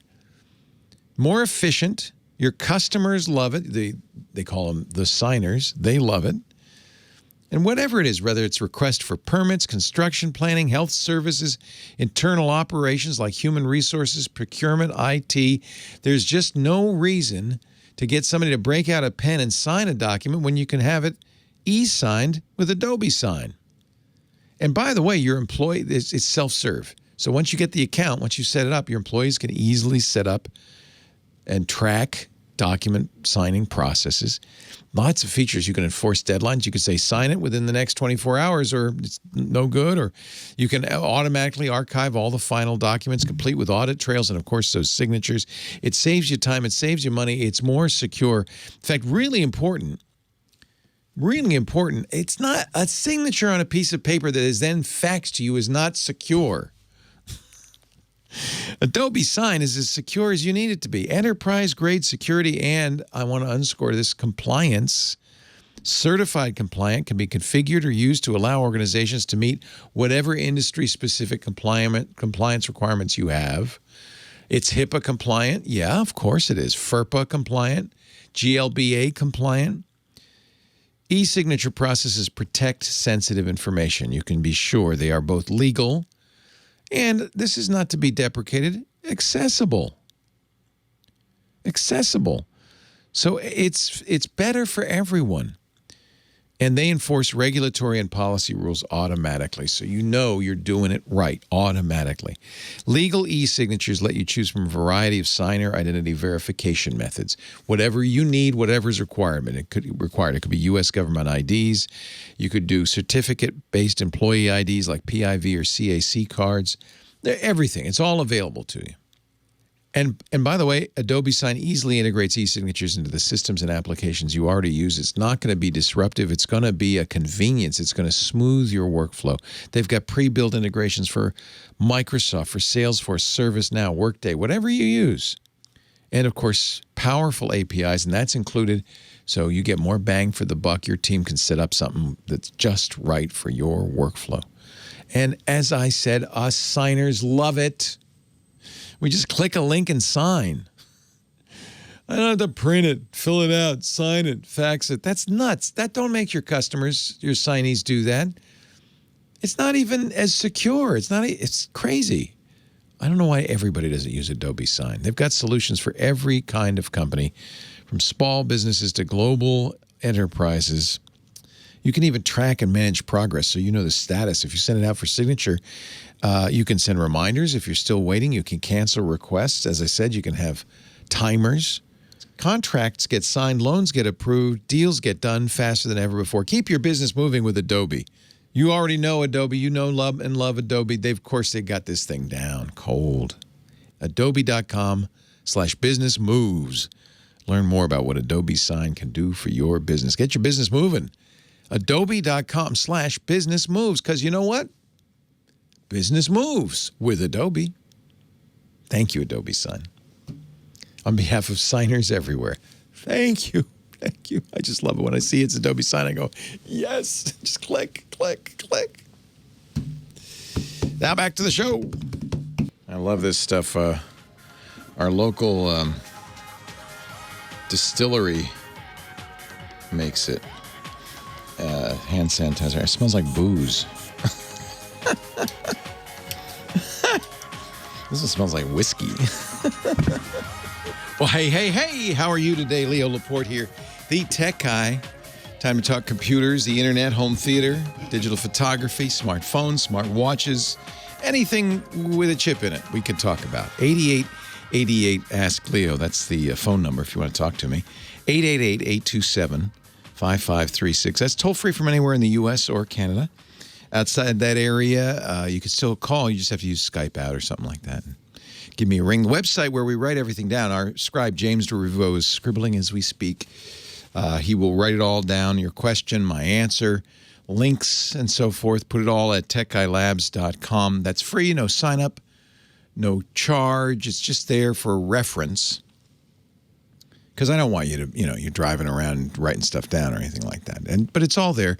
We also put audio and video from the show. So that's how I know it really is all there. Because even if James misses something, you can say, well, you're actually a marker when you're on that page. It's that question. You can actually play that question back right from that point and hear it and the answer. So everything is there. Every, all of that. It's all there. It's all recorded for posterity. TechGuyLabs.com. Back to the phones. Don is on the line. Or is it Dan? Yeah, Dan's on the line from New Jersey. Hi, Dan. Hi, Leo. Thanks for taking my call. Thank you for calling. Well, I have two painful things coming at the same time. I have my iPhone contracts are expired, and my FiOS contract has expired. Oh, okay. So it's time to rethink it. Rethink it all. Yeah. Exactly. Fresh start. Yeah. And so I'd like to start maybe with the FiOS. Honestly, are you actually getting fiber optic FiOS? Yes, I am. What's the speed? It says on the previous contract was 50. And what do you think you're getting? Well, it's fast, but the new one the basic plan would upgrade to 75 or 200. Yeah. Most of the time when you get fiber optic, you can go very, very fast. There is no technology that I know of that's faster. It's just fast for how much, I guess. Who's doing the FiOS? Is it Verizon? It's under Verizon. Okay. And what are they charging for 50 or 100 or 200? It is, let's see. For 50, well, they have it all broken down, with my TV and all, it was bundled in. But I think they said it was like $29. That's a good price. Or $39 maybe for the higher speed. Right. And, in theory, you could go up to a gigabit. I mean, most fiber is capable of even doing that. But I'm sure it gets more and more expensive. It really depends on the provider. We have a local provider called SonicNet.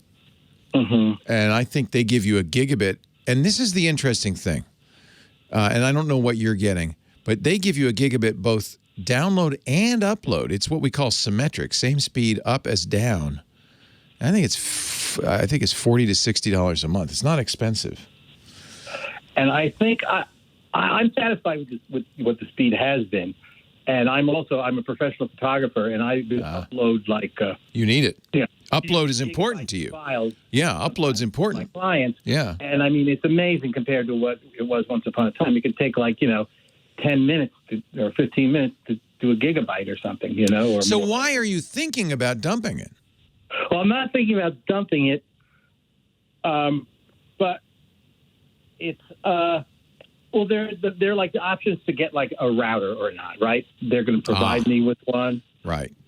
So I'm wondering. You'll always need their ONT. That's the device that converts the fiber into Ethernet. Right. So you always need that. But then I would do my own router always. But is the ONT, this is where I don't really know what it is, although maybe I do. There's like a black box. Yeah, that's the ONT. And then which is sometimes built into their router or? Yeah, it could be. It could be. It just depends. So it also depends what you're getting to the house. Sometimes you're not getting fiber to the house. You're getting fiber to the curb, and then into the house is just like the same old thing that you used to get. Could be copper, could be cable, whatever it is. So it really does depend on the installation. And even within Verizon, there are different ways to do it.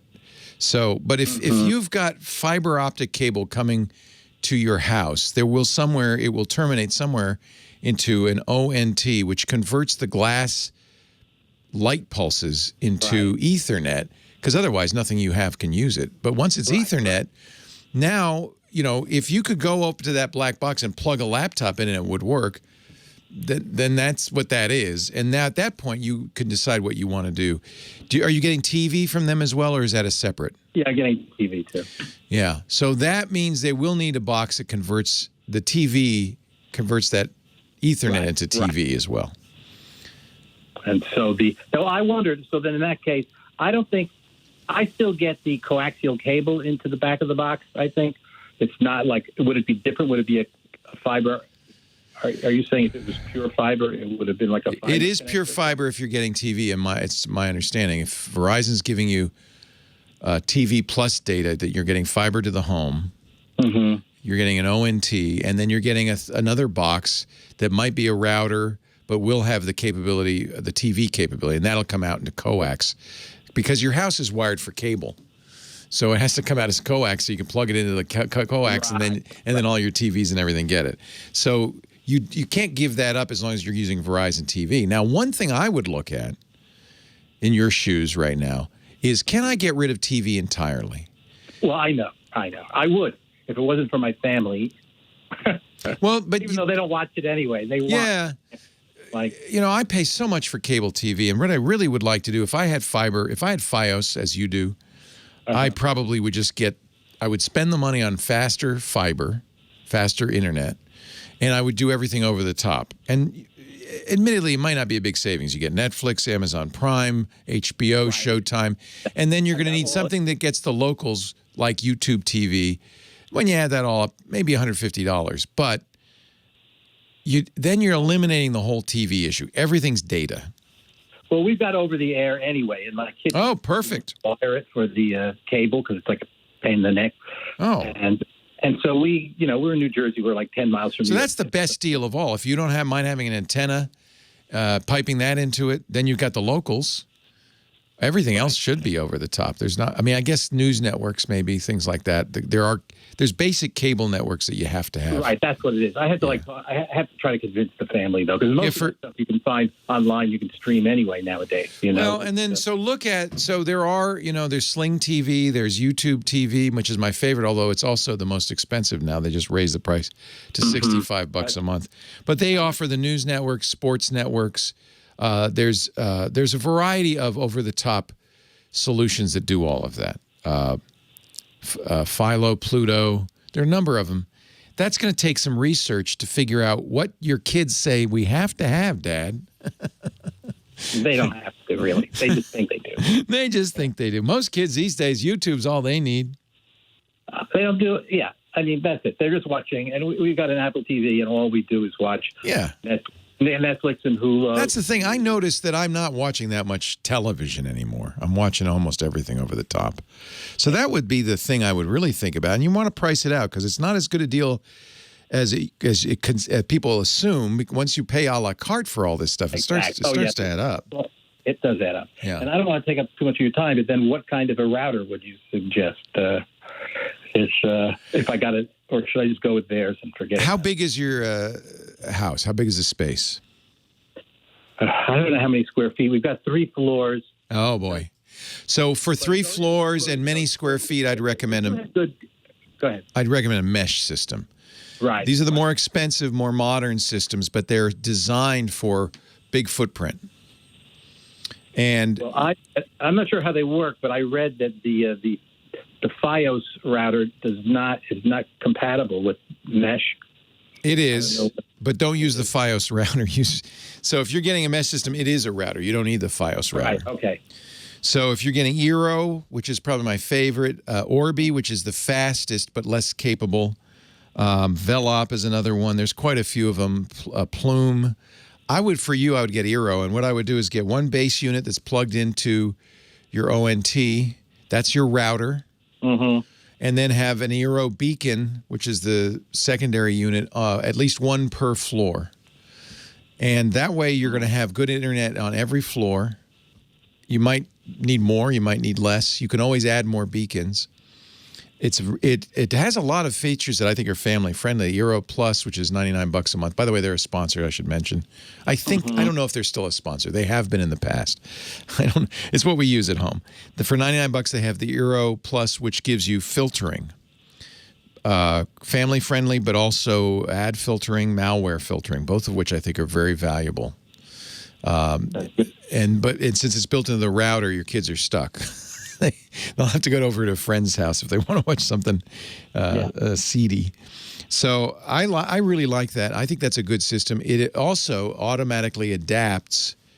It says, oh, I see they're watching Amazon Prime up there in Jimmy's room, so we'll make sure that they get some bandwidth because Dad's just looking at email. He doesn't need that consistent bandwidth. And that's nice. That quality of service adaptation is very nice.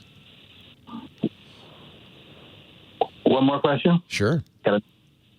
So now back to the phones for a second. Yeah. The phone plans have expired.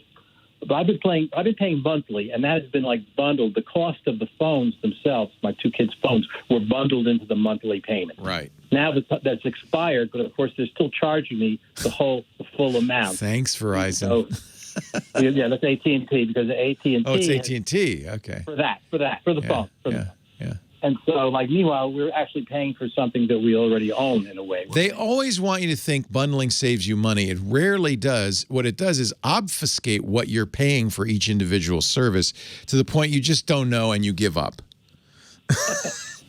Yeah. Right? I give up. I can't figure this out. It's fine. I don't care. Let's just pay it. It's easier than try to figure this out. Right. I mean, now it's like I want to renegotiate and say, we'll take away the cost of the phone for every month that I've been paying, Just dump AT&T.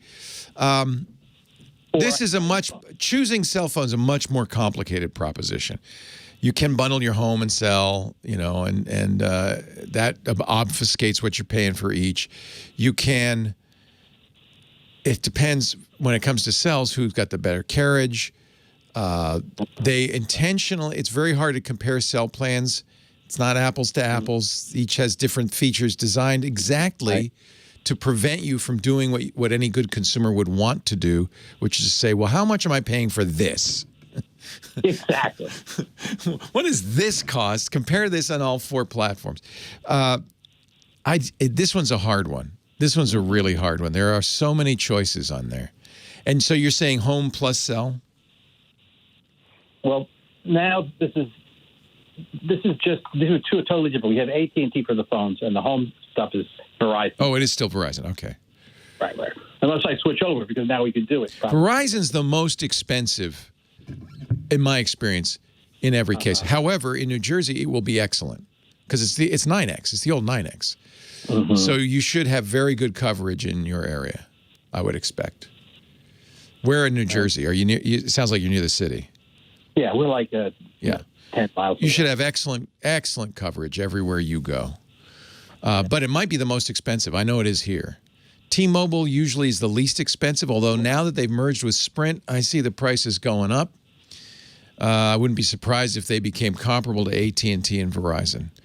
Coverage is the big issue. If you've got good coverage whichever network gets good coverage, then you can start to say, T-Mobile they all have family plans, which will help if you have multiple lines. Mm-hmm. I prefer T-Mobile, but that's kind of historic because they used to be so aggressive because they were the small guy. Now they're not so small. I don't know how aggressive they're going to be in pricing going forward. And I think I remember that they used to make it a lot easier just to get their data. And they sure did. Yeah. You know. Yeah. Now. My old phone, and now they can't. They're all going to be the same now. Yeah. That's the problem. You can go to an MVNO like our sponsor, Mint Mobile, or there's a variety of MVNOs, but their reselling service generally.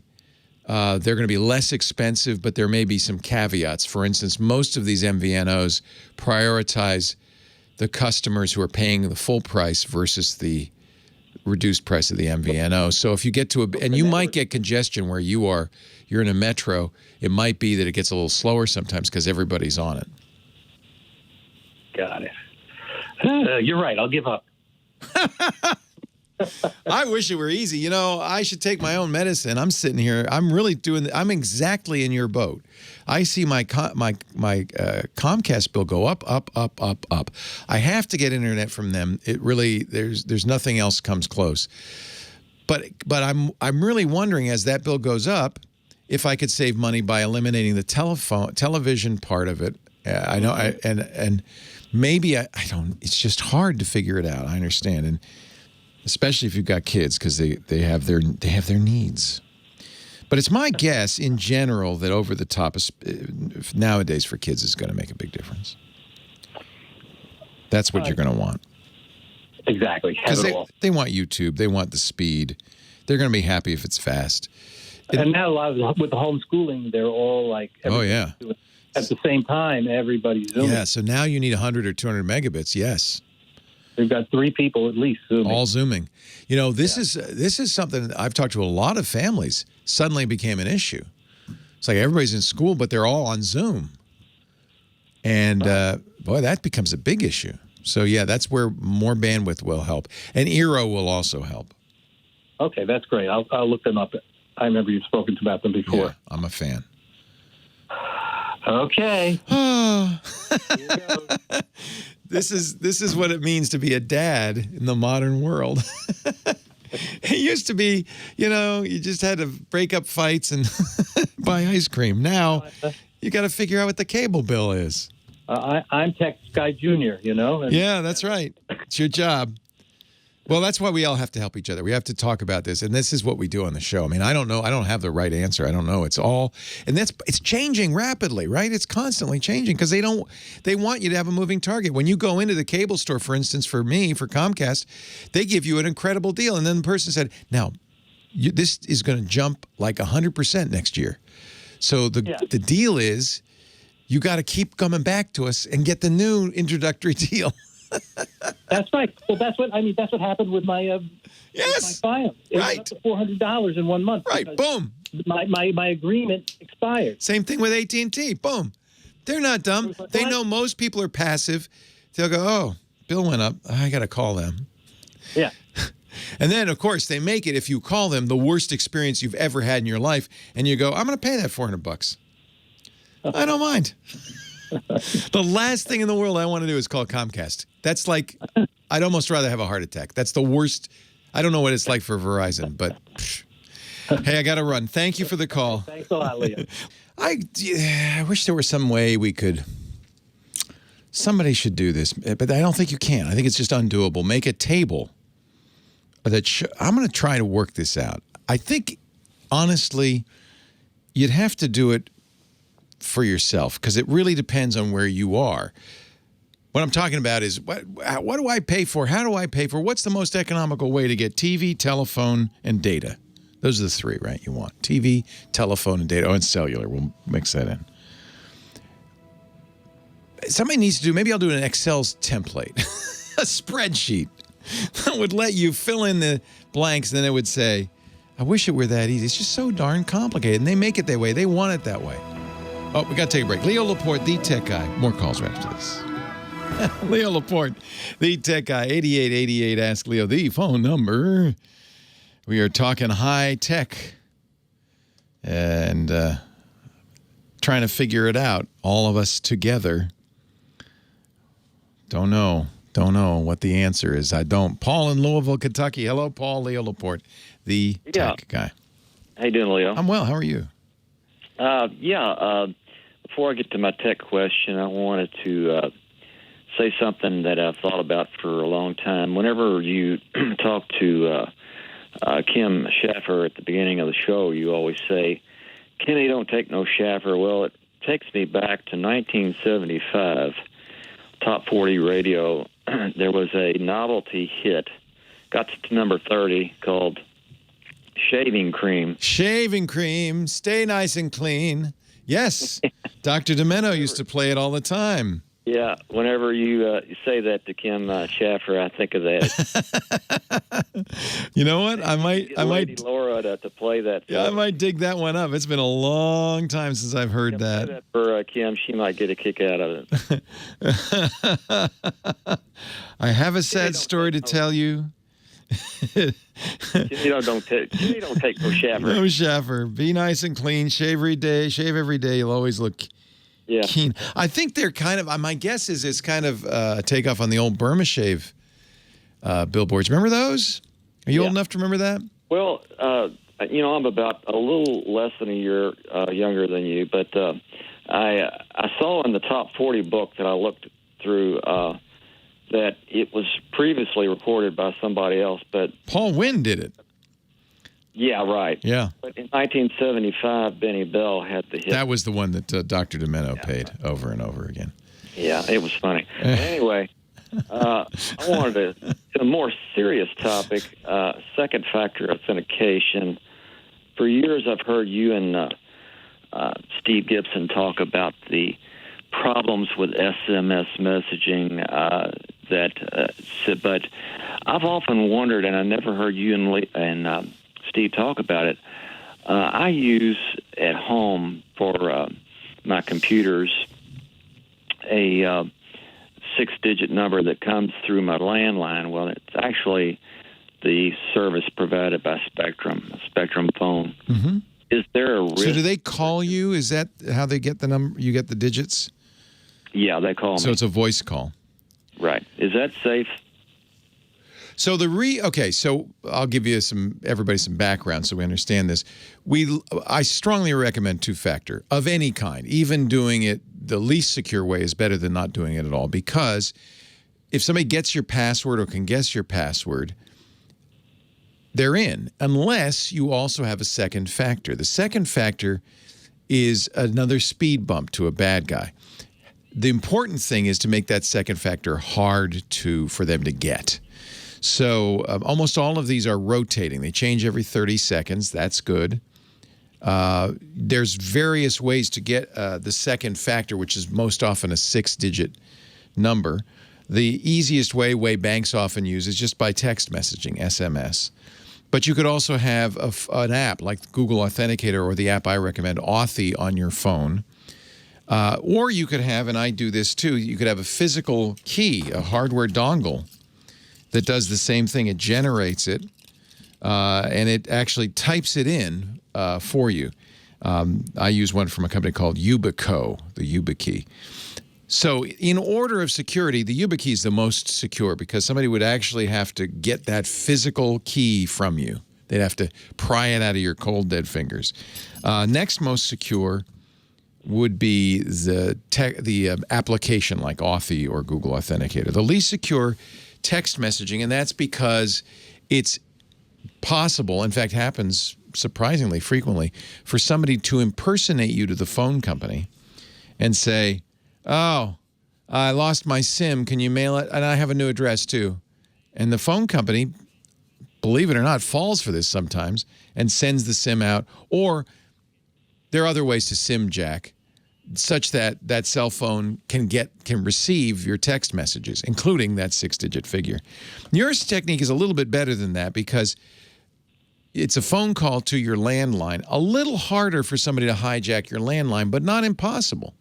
The reason this can occur is because customer service reps are customer service first.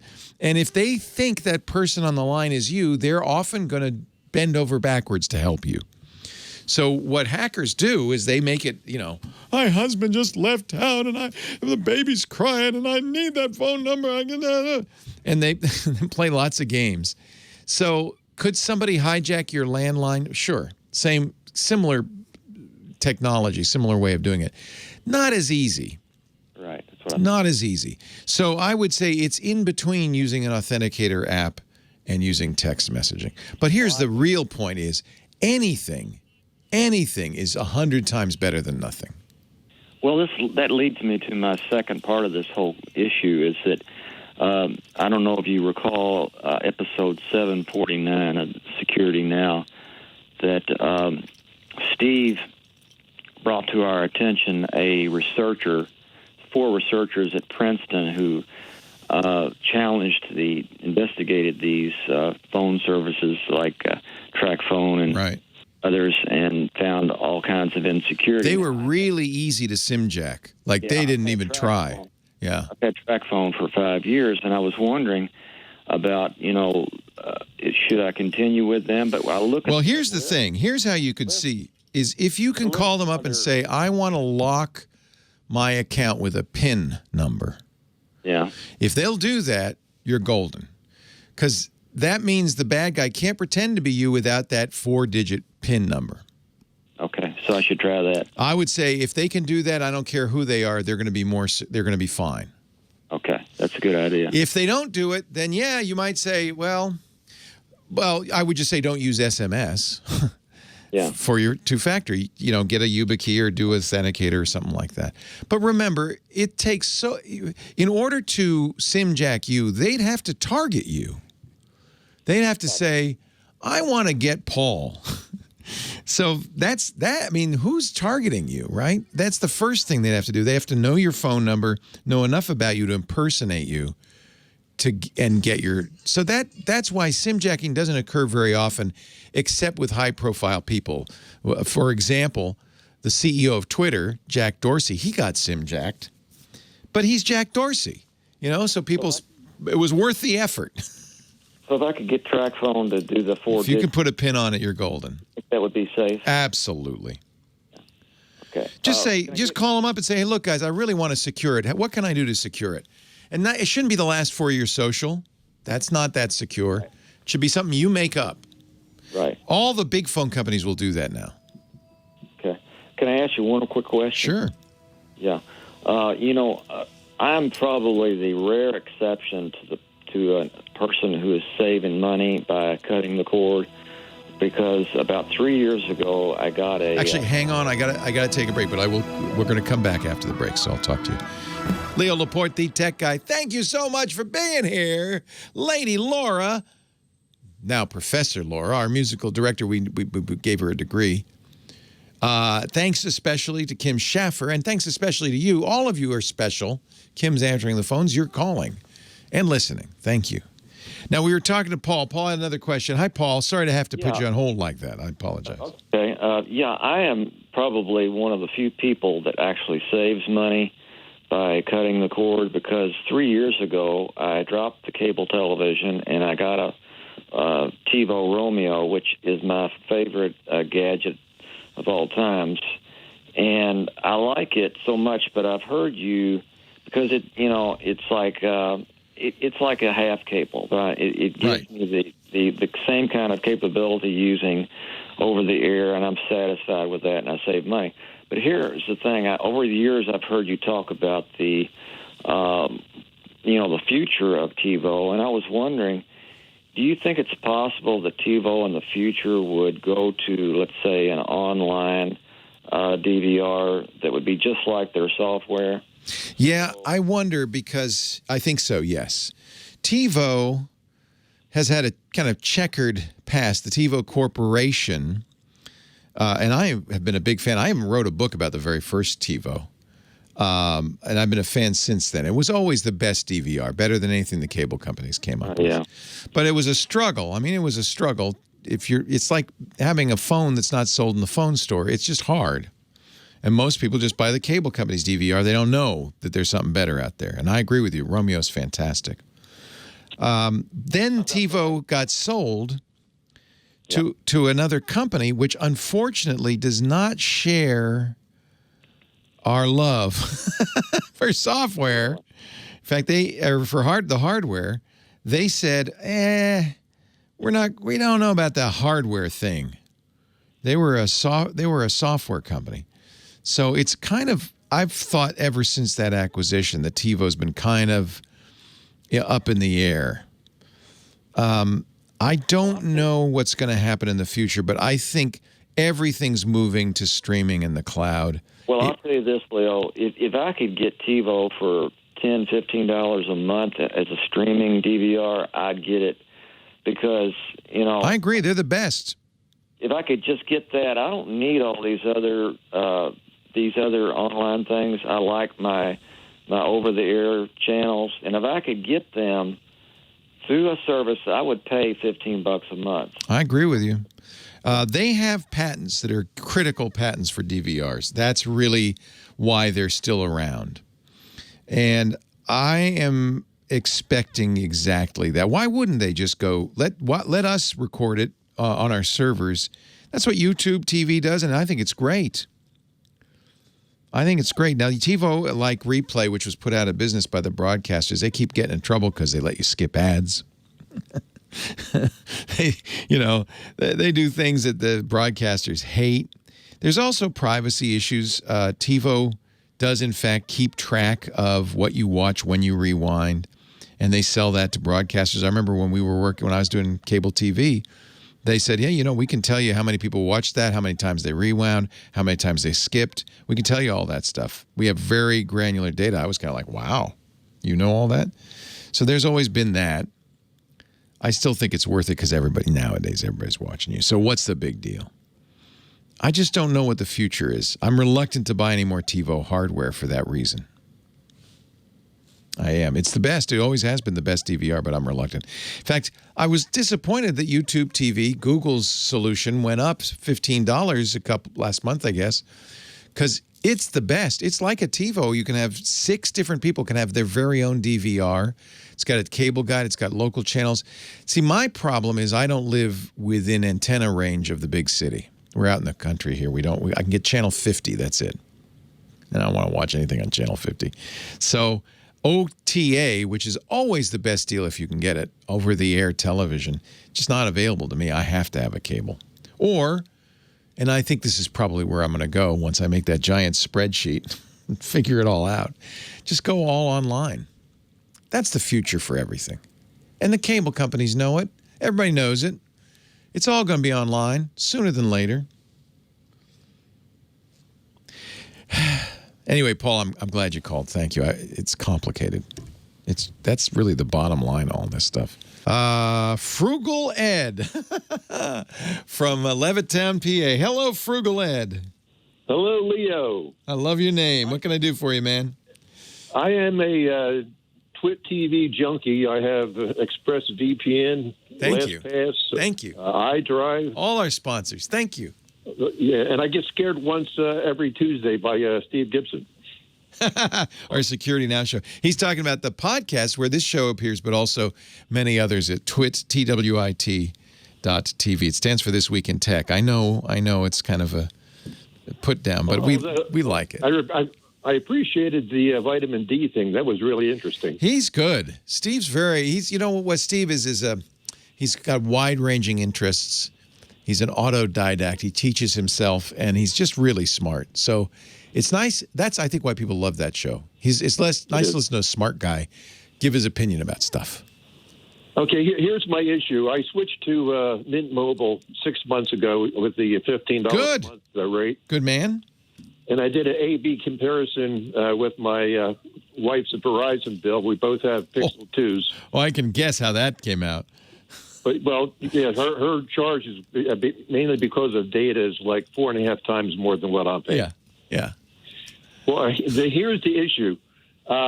We both have Android tablets, and because she's still with Verizon, her tablets are being updated with the photos.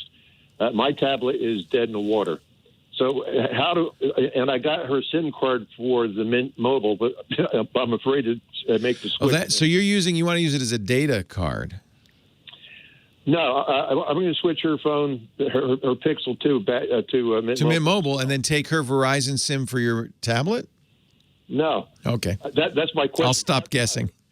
I tried to use iDrive to cross device, and it only syncs with its own device. Yeah. That's so people can't steal your data. Yeah. So what do you want to? Tell me what you want to do. Maybe I can help you.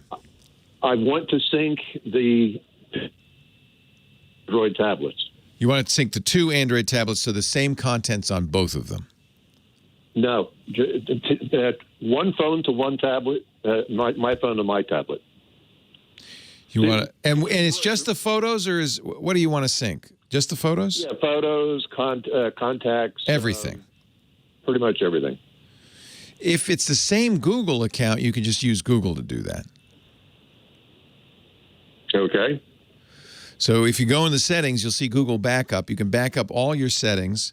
You can use Google Drive. They call it Google One now is the tool. Google One, back everything up to Google One, restore it to your, as long as it's all the same Google account, that's an easy thing to do. Google makes that easy intentionally. They want to keep you in the Google sphere. So okay. Google One is your friend.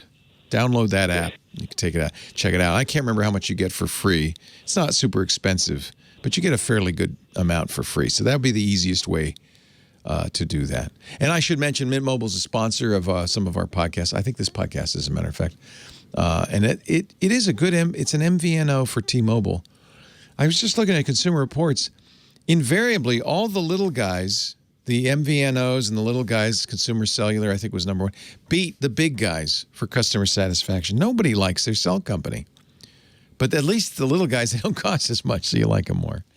Hey, we're out of time. I really appreciate your being here. Thank you. All you got to do is tune back next weekend, and I'll look for you, and we'll be really happy to see you. Leo Laporte, the Tech Guy. Please have a safe Geek Week. Take care. Well, that's it for the Tech Guy Show for today. Thank you so much for being here.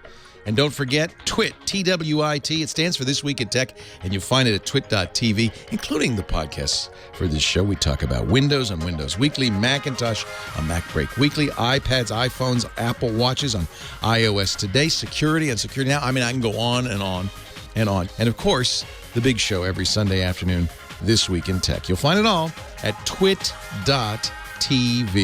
And I'll be back next week with another great Tech Guys show. Thanks for joining me. We'll see you next time.